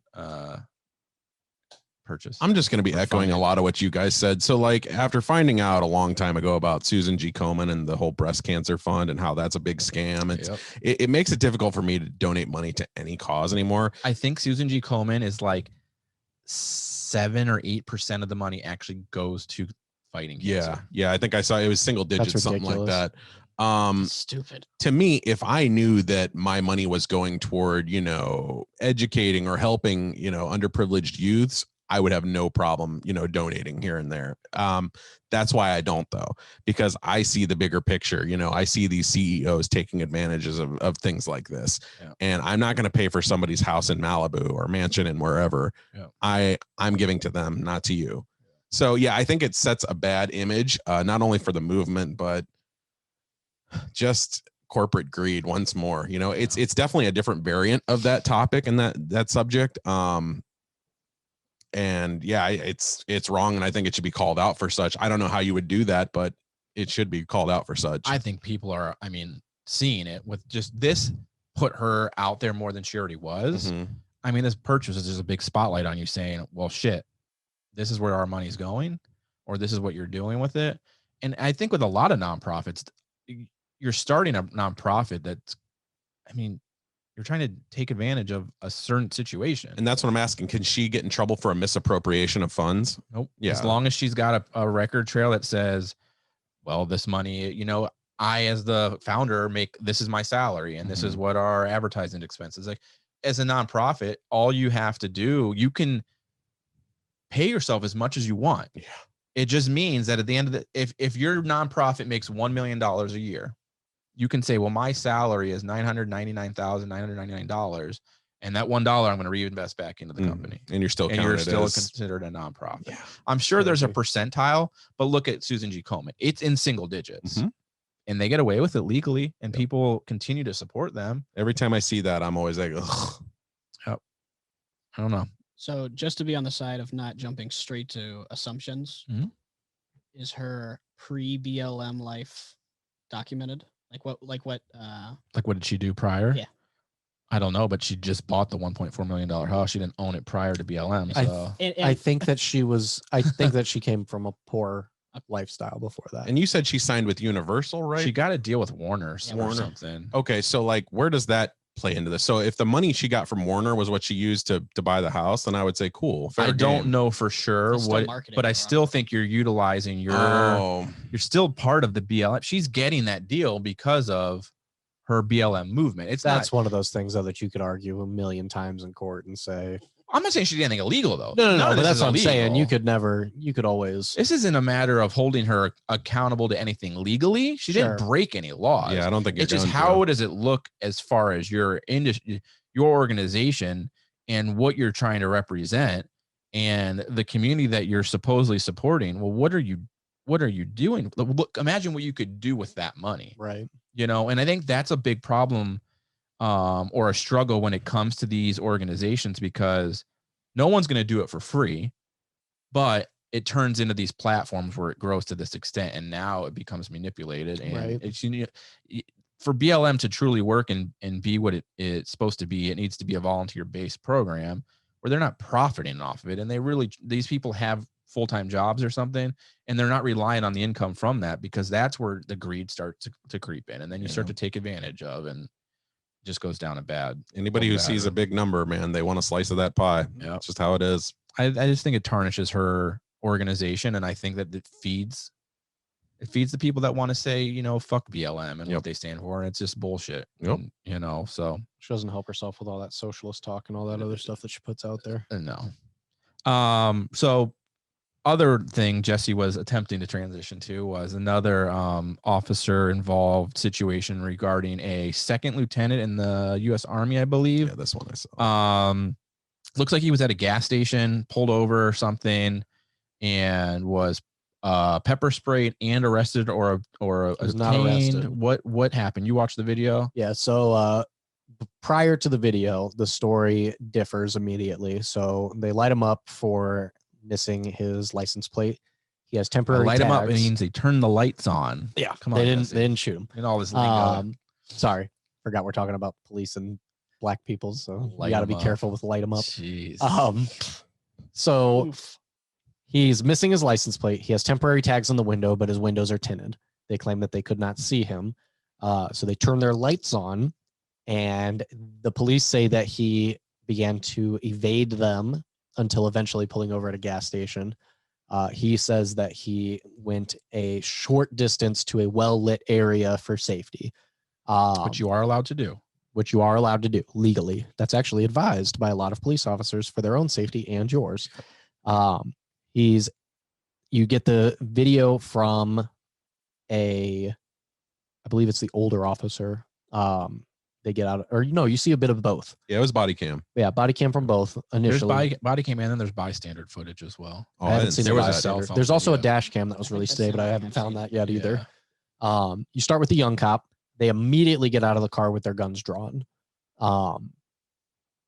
they begin to go. You hear the older cop yell, "Get your hands out the window, get your hands out the window, get your hands out of the fucking window," blah, blah, blah, blah. Eventually the guy puts his hands out. They go, "Get your hands out the window and now get out of the car." So now there's conflicting, whatever. He keeps his hands out. Terminology. They come up. He keeps on telling them, "Get your hands out the window." They have their guns drawn, pointed, not necessarily at him, but they're not down either. And he says, something along the lines of, "Why are you pulling me over? I just want to know why you're pulling me over." And he's got his hands out the window, and they go, "Doesn't matter. Get out of the car." And he goes, "I'm being honest with you. I'm afraid to get out of the car." And the guy says, "Yeah, you should be."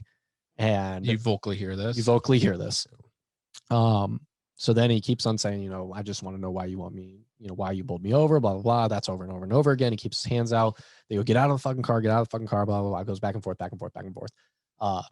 Eventually, the guy goes up and pepper sprays him in the face. And at that point, he says, "This is fucked up. Why are you treating me like this?" The other guy, the senior officer on scene, is clearly much more aggressive than the younger guy. The younger guy actually takes it back a second. He kind of says, he starts pleading with the guy, "Sir, just please get out of the vehicle." You can hear in his voice he's not comfortable with the situation as much anymore. The older guy's escalating more with each question. Each time the guy goes, "Why am I being pulled over? Why am I trying to be detained here?" And and the Just guy a quick stumbles question, over. just to set the scene for those who haven't watched Sure. the video and might not. Is the man in fatigues? Can you tell He he's is in military? full military gear. And then officers, white, African American, Both white. One older, one guy's probably in his 50s. The other one's young, maybe 30 or younger. I was curious if you could tell he was military or not. Full, Not that it full matters, fatigues, but I was just full curious. camo. Okay. He tells them also, he goes, I'm lieutenant in the United States military. Is this how you treat your veterans? And they're just kind of like, fuck off. Doesn't really matter. Eventually they open the door for him. He's buckled in. He swings his legs out. His hands are up. He goes, my hands are up. I'm being calm. I just want to know what you pulled me over for. And they're telling him to release his seatbelt. Doesn't do it. Which the young guy legally they have to do. They have to tell you why. Oh yeah, of course. If you're going to be detained, you have to be informed of the crime that you did. And here's the thing: if you got two officers with a gun pointing at you, you ain't undoing your seatbelt either. I ain't undoing my seatbelt. Right. So then the young guy goes in. He's about to undo the seatbelt. Yeah. Senior officer says, "Do not go in there." Yeah. Which is also smart. Don't reach in across the guy. He's gonna fucking stab you in the back or something for all you know. What was that? It was right near the end before he unbuckles himself.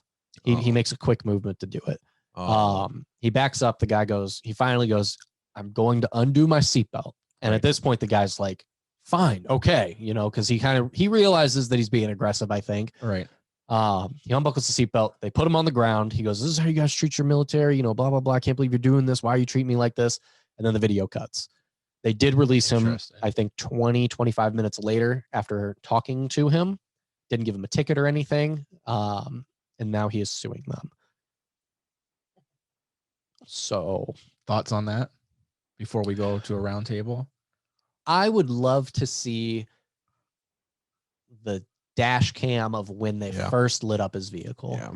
Because if he casually drives at 20 miles an hour to the gas station and pulls over calmly, it's totally unwarranted, especially for them to, at the way that they get out of the car, both drawn guns immediately. I would have done the same thing. Yeah. I think that he did what was safe and smart for him. Yeah. I think that when you get conflicting orders like that, as soon as he goes and he opens the door, you don't know what they're thinking. The guy was clearly escalated. He was, screaming and yelling. He was stuttering over his words. At one point, he goes, "You're being arrested.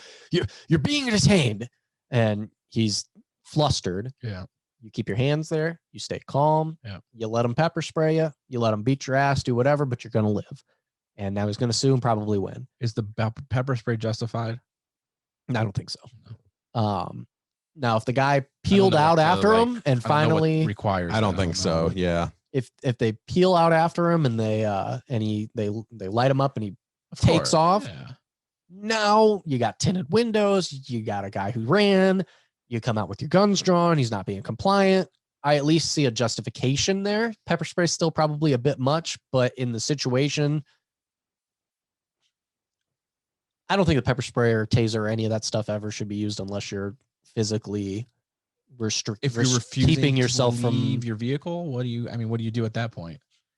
Shoot out the tire. I mean, if you're being asked, honestly, I don't know. I mean, what is I guess my question is at that point, he was being calm at that point. I guess it would just be because his vehicle was still on too. Can you refuse? I mean, I don't know what the law is. Can you, if an officer is asking you to exit your vehicle, can you tell them no? No.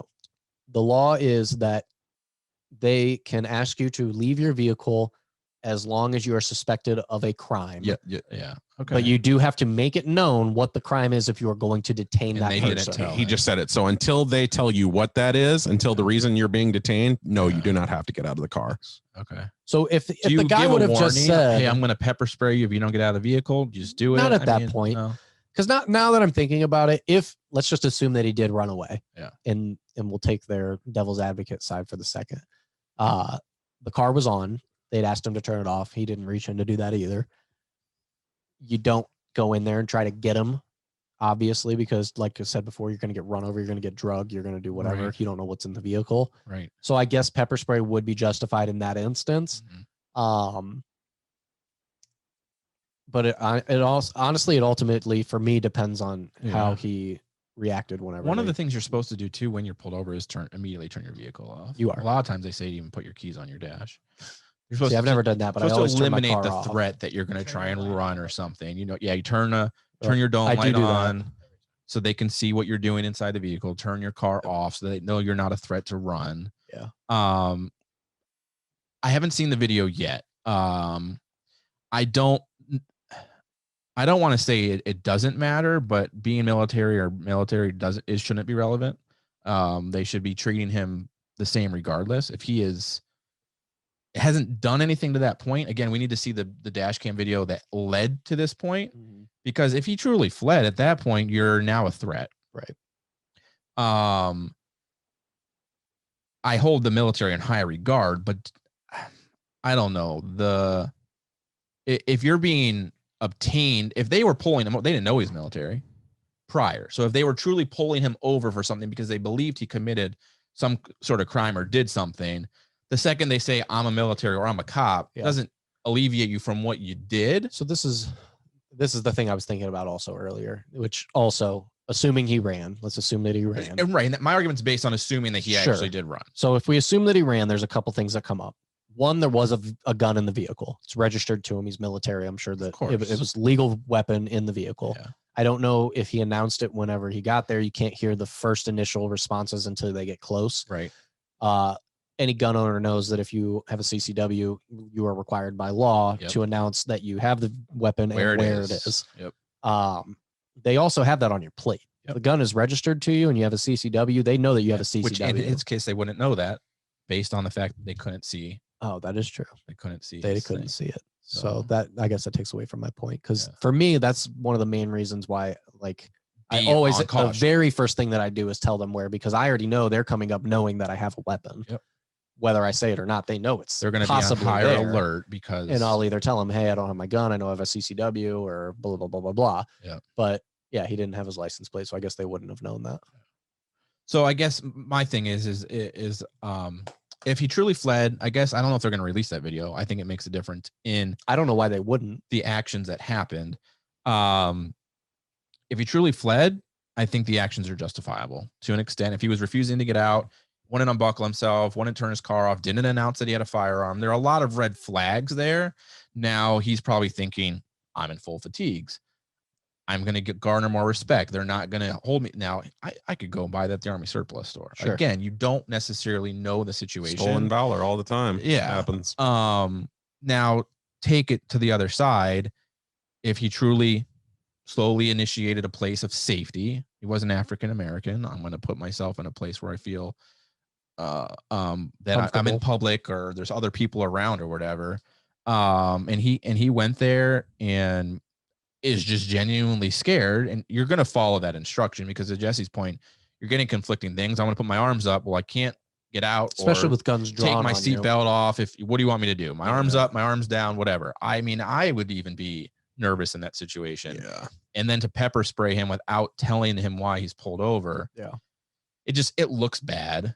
I think they need to release more footage so we have an understanding of what led up to that. They should have it. They should have the dash cam footage. I want to see the before and the after, to be honest. I want to see the conversation afterwards. Yeah. There's a picture of the conversation that was released, and they're sitting on the back of his car, like on the bumper. It looks like a like a Powwow. decent little chit chat. Like Yeah. it seems Did they okay. ever release anything as far as why they pulled him over? Oh, because they Because of couldn't the see. license plate. It was the dark windows and there was no plate. It was just the plate.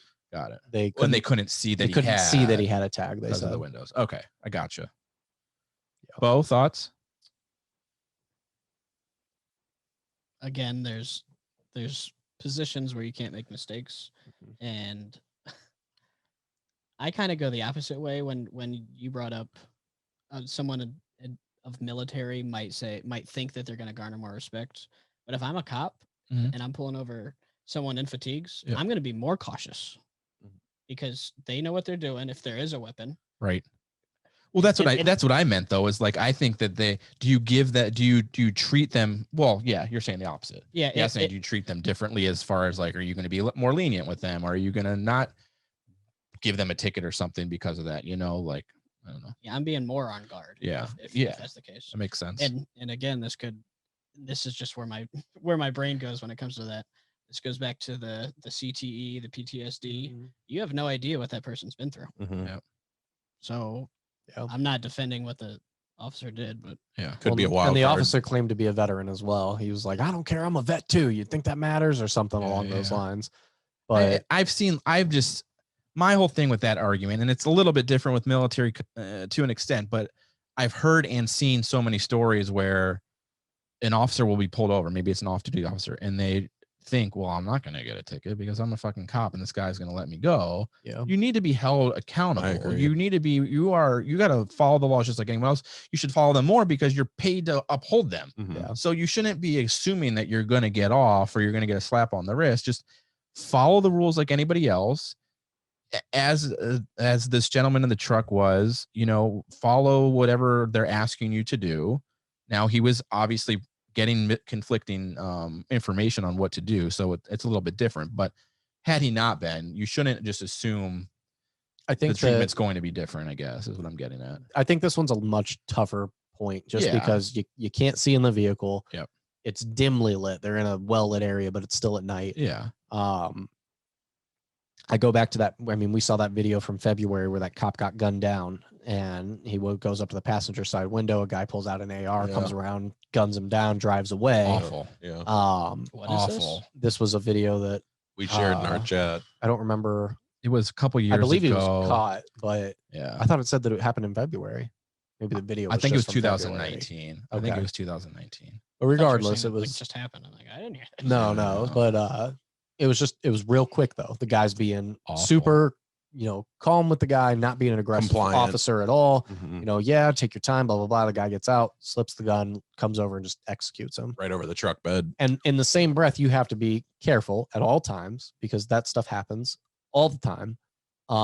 My thing with that video is, before we get too far, Sure. is I don't know if you caught it in the video. The officer saw he had the gun, and he asks him, "Can I take that from you for my safety?" And he still lets him get out. And the officer didn't have. I don't think the officer had his gun He doesn't. drawn, because He at the puts both very hands up end of that whenever he- video, before the guy gets out, he says, "Do I see a firearm you have it slung over you?"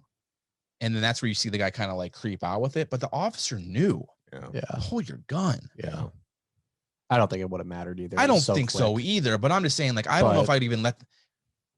Yeah, no, I'm with going to you. pull the I'm race with you. card at this point. If that was a black man, you ain't letting that guy get out of the car with an AR strapped to you, And the thing not is- having your gun drawn, and probably not firing on him, especially because we know he was being investigated by Homeland Security or Yeah. something, and is a criminal. Yeah. That should have never happened. And the thing is, it's a Should've lot more never difficult happened. to pull a gun, especially one of that size that he had in a cab, He had as it, like, opposed to being slinged over outside. him. When you're outside, dude, you might as well say it's game already. Once he gets out of that truck with that gun on Right, him, you've lost your advantage. I don't it's know done. if it was a young officer or what, because my thing yeah, was, he was a younger guy. when I watch it, I obviously, based on the headline, what's going to happen to him. And you're watching the video and he goes up to the passenger side door because it's a highway, which they do that, but it's a single cab. So I know this guy's got an AR. Well, he don't got it hidden anywhere. And it's obviously not on the passenger seat. Right. And then the cop sees it. I'm like, how did that unravel like that so quickly? And from the time he gets out to the time he reaches the truck bed, he has all that time to pull it. He has all the air, all the space to pull it. Mhm. It's just sad. That should have never happened. Yep. Yeah. I don't know if I don't know. It's awful. It was an awful situation, and I just cannot believe it got to the point that it did. But he just drove off, like left him for dead and just drove off. Awful. Executed him. Yep. Yeah. God. And that's the point where I get to, because you can't reach in there and unbuckle the guy. No. He's not going to get himself out. I think at that point, I mean, there's two of you. Do you maybe just call him back up for it and have somebody go through the passenger side door then? Yeah. It's hard though, because the guy's not being, he's giving pushback in the sense that he's not like getting out. Sure. But I think it's out of fear. He wasn't being aggressive. Like, are you going to like pull him out of the vehicle? That's where I was asking about the pepper spray. That was enough to at least destabilize him. So maybe they could get him out without it being like, I don't think the pepper spray is necessary though at that point, because he's being non-compliant, but he's not being a threat. Yeah, that's what I was saying. And he hasn't shown any force of a threat at any point. You don't know what's in the car. Yeah. I think even you could have sent the younger guy around. I don't know why he didn't go to the other side anyways. They're both on the left side of the vehicle. Yeah, that's a Just situation. so you can give another point of view, like another line of sight. I would think that would be the safest thing to do. Because that's the other reason why if I'm this guy, I'm not reaching over, because there's nobody that can tell me what's on the right side. Right. If that guy's over there, I can say, I'm reaching for my seatbelt. You see that my seatbelt is there, and then you can go, you can identify, then you can start identifying things. Cause so I had a pinched sciatic nerve. For that reason, I don't keep my wallet in my back pocket because it's not good for it. It'll make it flare up again. My gun's usually on my hip. It looks like I'm reaching for a gun if I reach for my wallet. Yeah. So I always tell them my gun is at my door. I keep my wallet in my front pocket for health reasons. Can I reach for my wallet? Yeah. It's all about safety. Communication. The guy could have made it easier on himself. Mm-hmm. I think a part of him also was like, if they take it this far, at least then I got a lot of people who are saying that they think it might have been a cash grab. And if it was, then he just exploited what was already going to be a thing. His actions were intentional. Yeah. And I wouldn't be shocked if that came out. He's calm the entire time. I don't think it's justified. If he did do it as a cash grab, he exploited the right person. But I don't know. I don't think it's harder and harder the more and more I talk about it. I guess my thing is like, what did he exploit? They didn't use any excessive force. They didn't beat him. They only thing that I see that they did in the wrong is not tell him why he was being pulled over. Outside of part of it, that, no, I get that, but I mean, like, what really did you exploit? This is nothing on like the spectrum of like this cop issues. As soon as you don't do that, though, when they pulled him out of that vehicle without telling him why, you can argue that my rights were taken from me. It's like a power trip type thing. And I've seen a lot of people who were commenting things. I almost got kicked off Facebook again. I had to delete a lot of stuff. Next time. I think I'll be permanent. He'll be permanent next time. It'll be permanent. But this woman posted on there that he just needed to comply. I said, no, you need to know your rights. Yeah. She said, at this point, your rights don't matter as much. You just need to comply so that you can get out and things will be easier. Your rights on you. do matter because once and those I was rights like, go, everything else does too. I was like, to hear. Because I'm a laws guy. I'm how it's written. Mm-hmm. I want to look at every bit of detail so that I can say either you did do what you were supposed to or you didn't do what you were supposed to. They didn't tell him why he was being detained. That was wrong. Yeah. He, at that point, had no reason to get out of the car. By law, I think he'll win his lawsuit. Do I think that it was the best thing that he could have done? Probably not. He probably could have told them, I have a gun in the vehicle. I'm a military lieutenant. I don't want to make a move because I'm afraid for my life right now because you seem like you're on edge.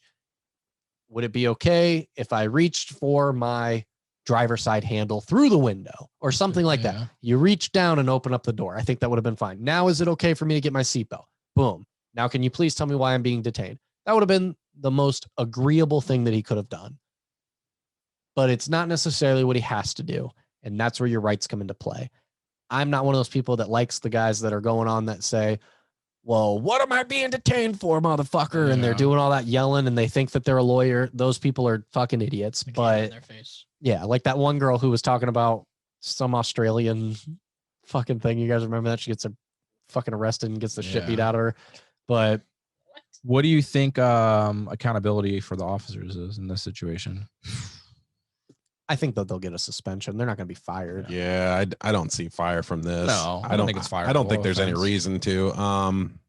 The young cop, I don't think will get anything. The older cop, he'll get some type of sensitivity training or restructuring of training or something. I was going to say training within the force. Probably again, he might have to take those initial classes over again, something like that. But gets a 2-week suspension with pay or something. Yeah, Gets forced to the desk. Right. Yeah. Traffic duty. He's exactly. Basement files. Right. Yeah. It wasn't egregious by any means. No. And the more and more we talk about it, for sure, especially because we don't have all the information. I mean, my opinion changes a lot depending on how that chase went down, if there was a chase at all. But I was just looking it up to see if I could find any updates. They just said the court case is because of excessive force. That's what they're being charged with. And, yeah. The cops? Yeah. Was there excessive force? Pepper spray would be the thing. That would be considered excessive force? Yeah. Damn. That's crazy. I don't know. I don't think of pepper spray in that manner, I guess. But I guess it could be. Pepper spray sucks. I know. I've been pepper sprayed, but I don't know. When I think of excessive force, it's just not where my mind goes. I did both for a wrestling stunt once. I was playing a character who got pepper sprayed and maced in the same segment. Yeah. And, It's not the same thing. Huh? It's not the same thing. No, different makeup. I'm an idiot. And I didn't know that either. I'll tell you what, pepper spray, 10 times worse. Not good. Yeah, like being tased sucks because like you're lifeless for about 10 seconds, but fuck that. I'd take that over that spray any day. Yeah, 5 seconds of hell, man. Yep.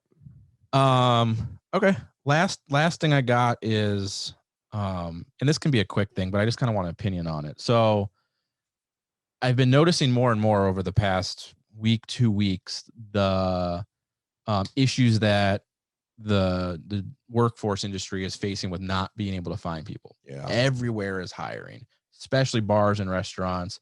They're all opening up. Demand's super high because people want to get back out. And no Biden one created so many jobs. So here's the get the fuck out of here. Listen. So Chipotle was just one like this weekend. They were DoorDash or pickup only because they couldn't open because they didn't have employees. The Walmart on Like near us? Arlington. Or just in general? The one in Fairlawn. Yeah.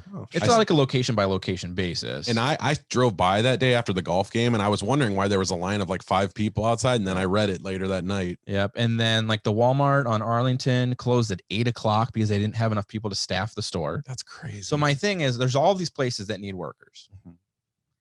And there's all the people that don't want to work because we've got now's the time to negotiate salary. Well, unemployment plus the people are getting this unemployment stimulus. So a lot of people are making more money to not work.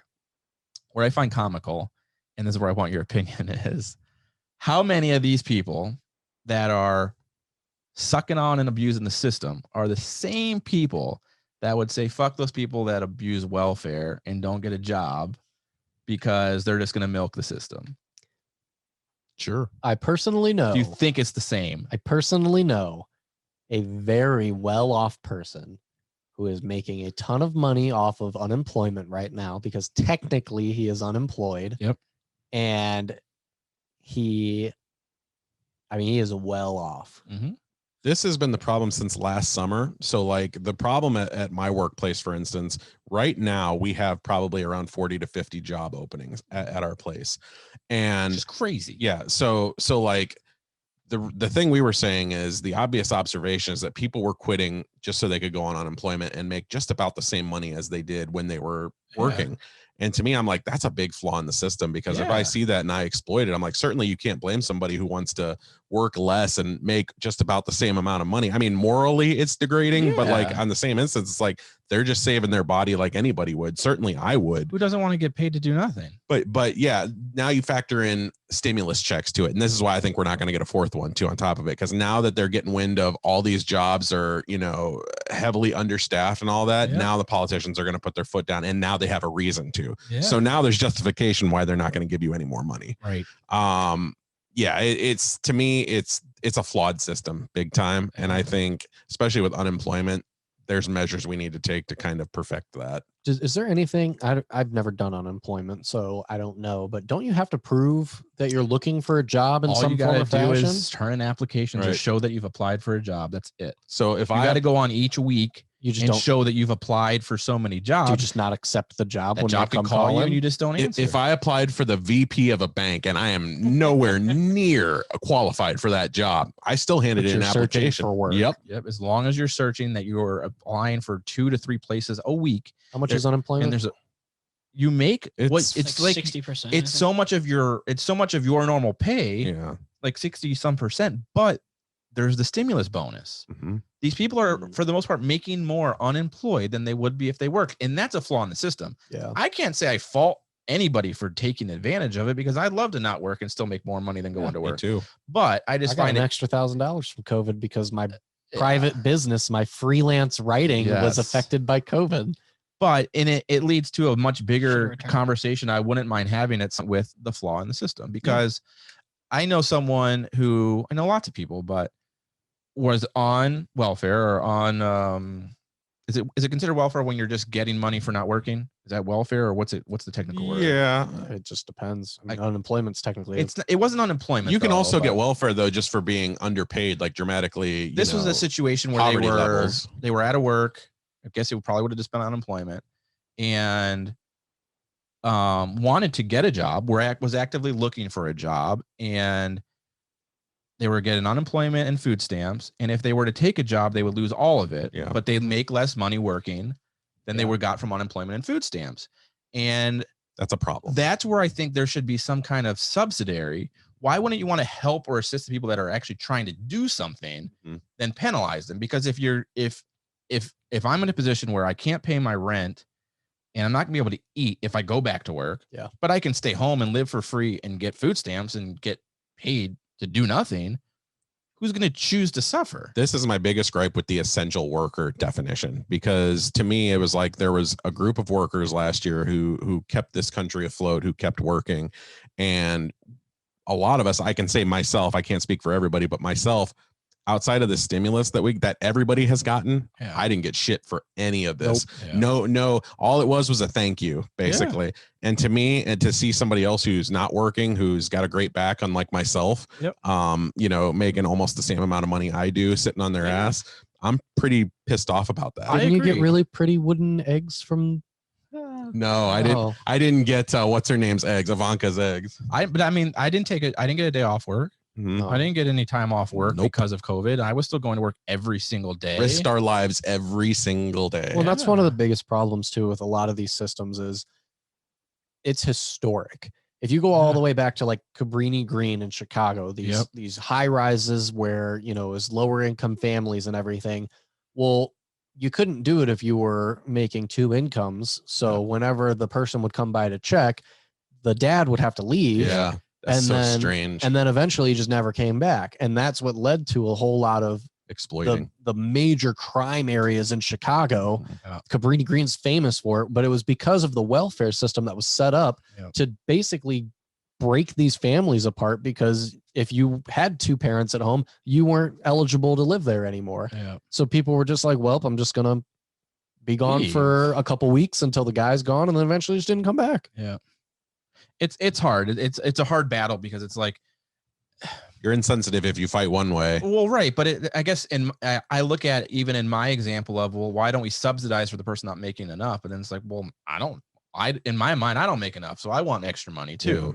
Where do you find the balance, or where do you draw the line? Is it maybe for 6 months while you start getting money saved up? Like, how do you still appeal to our society and the people and the ones that need help, but eliminate the ones that take advantage? I don't personally have a problem with it. Getting rid of it altogether? No, I don't have a problem with people taking advantage of it. Oh, I mean, I've got billionaires that aren't paying a single dime of taxes. I say get yours. If all of us can figure out a way to get $1,000, $10,000 tomorrow, and the government's going to give it to me, be my guest. I know. I agree with you. There's no loopholes for the middle class and the lower class for anything. My problem isn't with what he's saying, and I totally am on board with that. I think that what's needed is more appreciation for the people who do put it in. Who do. That sounded really bad. Jesus.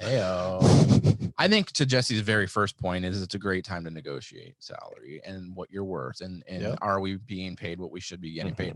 And that's an argument when we discuss minimum wage, and everyone's like, well, they don't deserve 15. Well, maybe they do, and maybe you're you're just not making enough money. So I'm on the unpopular side of that vote too. So I always say like, well, if you guys would start treating these fast food workers like real fucking people, then they wouldn't have to ask for $15. If you'd stop throwing fucking milkshakes at them, if you'd stop doing all, dude, there's videos on YouTube dedicated to the shit by the hundreds. Like, stop doing that shit. You treat them like people, they won't ask for 15. Yeah. What minimum wage was truly supposed to be for is not what it is today. Yeah. It was supposed to be what individually you could live off of individually making minimum wage. The minimum. Yeah. Yeah. No one can afford to live on their own on minimum wage. That Morgan Spurlock did that documentary on this. He already proved it 30 days that he tried to go on minimum wage, and he owed like, I think $1,200. Yeah. Anyways, I just thought that was comical. I was thinking about it this weekend, and I'm like, I wonder how many of those people are the ones that are fucking bashing people that are on welfare, sucking up, taking advantage of the system, and right now they're sitting at home sucking Uncle Sam's teeth, sucking on Biden's wiener. On some cases, sure. Yeah. Anyhow, anything else for the good of the show, gentlemen? I must be privileged because I got hazard pay. See, I wish. And I'm happy for you. Fuck you, Beau. No, I'm not. You're not happy. No, I am. No, Fuck you, Beau. What You get yours, Beau. What he got, my problem is that everybody else didn't. Yeah. I think anybody who had to work during that, they should be looked at as a fucking hero. Was it because hospital? Yeah. I remember getting into a big About argument with somebody online about hazard pay. 4 times one paycheck. Why would anybody go against for hazard Quadrupled pay? your pay? What would be the argument in Just that? in one. Oh, I was gonna say, goddamn, Beau, for Well, the whole pandemic. my wife had like, I mean, I think she's still getting it right now, but temporarily was getting like $1.25 more an hour. What does she do? I did see a lot of people do that. She runs catering for Market District. I heard you say she was a chef, and I didn't know that. Yeah, she I got a was culinary like, degree. She's I dope. wanna. I got a question for Beau before we go. What's the name of your podcast? Ooh, you guys the rhymes. I would say I want to plug anyway. All like, these rhymes. Beau is from the Dynasty Football Podcast. They're on all platforms, and you should tune in and listen. Or they're, I don't know. What are they? What are you guys called? Or you could just stick here for sports, since I'm the champion of the league, and all the guys that I beat were on that podcast. They don't have a Jess Young from Sports Illustrated over there, but you should still listen. Well, actually, we just talked on the podcast that dropped today that where I am dropping a sneak peek on your guys' podcast. Oh, Heyo. So our goal boosting our lessons. That was the casuals. Yeah. All right, yeah, exactly. Our goal with the podcast is to be extremely or the most interactive, like, because all the fantasy football podcasts out there are just like a bunch of nerds that think This is what we think. Yeah, exactly. And we're casuals. Well, we're self more than casuals, but we're casuals. Yeah. So our first like attempt at interaction is for the NFL draft that's coming out in a couple weeks. There is, like I said, we're going to try to get it up for this coming weekends, but I think it's going to be the following weekend that we're going to start having a video. Dope. But we're going to Facebook live stream the NFL draft. Is going to be probably a 3, 4 hour, potentially 5 hour episode. Yeah. It's exhausting just to think about. But for the draft, there's an app called Mockout where you can submit a mock draft and you can create a challenge, just like we're going to call it the Casuals Fantasy Football Podcast Challenge or whatever. And anybody can submit a mock draft. And the competition is if you get the player right, you get 5 points. If you get the position right, you get 3 points. Or if you get the right side of the ball, it's 1 point. Wow. That's cool. And then whoever has the most points, I guess it's going to be based off of how many submissions we get. One round, just first round? Just to keep it easy. Well, I mean, we could go more. But Jesus, no, dude. 32 is a lot in itself. I'm bad. It's going to get difficult at pick 5. Well, no, but the mock has all the players ranked. I mean, you could go on and select 1, 2, 3, 4, 5 if you wanted to. And you could be Jesse and get both your teams coming last. Hey, I think I came right above you though. So that's yeah. Sports guy. Not doing our show any justice right now. We got the sports guy on our show. But yeah, I guess it's going to be based off of how many submissions we get, but there's going to be prizes for the top maybe 5. Nice. Cool. 5 winners. So I can beat you guys in that as well. You'll get the invitation, buddy. All right. Jeez. Looking forward to it. But like I said, that's our first attempt at Interactive. Yeah, fan interaction. We'll be sure to plug it. Plug it. Yeah, Plug it in. Plug it in. All right, guys. Well, I think that's it. Until next time. Thanks for tuning in, y'all. That is Made to Motivate Podcast. Make sure you tune into the show every week. Like, share, subscribe, hit the bell on YouTube so you know when the new videos launch. And check out our pages individually if you can. We appreciate the support. At Jesse Unk SI on Twitter. Chris the Film Freak Kessinger. Check out the Film Freak Review page on Facebook. And I am Ryan Weiss. You can check out rockeverywhereinc.etsy.com to follow my art and apparel page. We appreciate the support. And of course, at Made to Motivate Podcast on all social media sites. Thanks again, and we'll check you next week.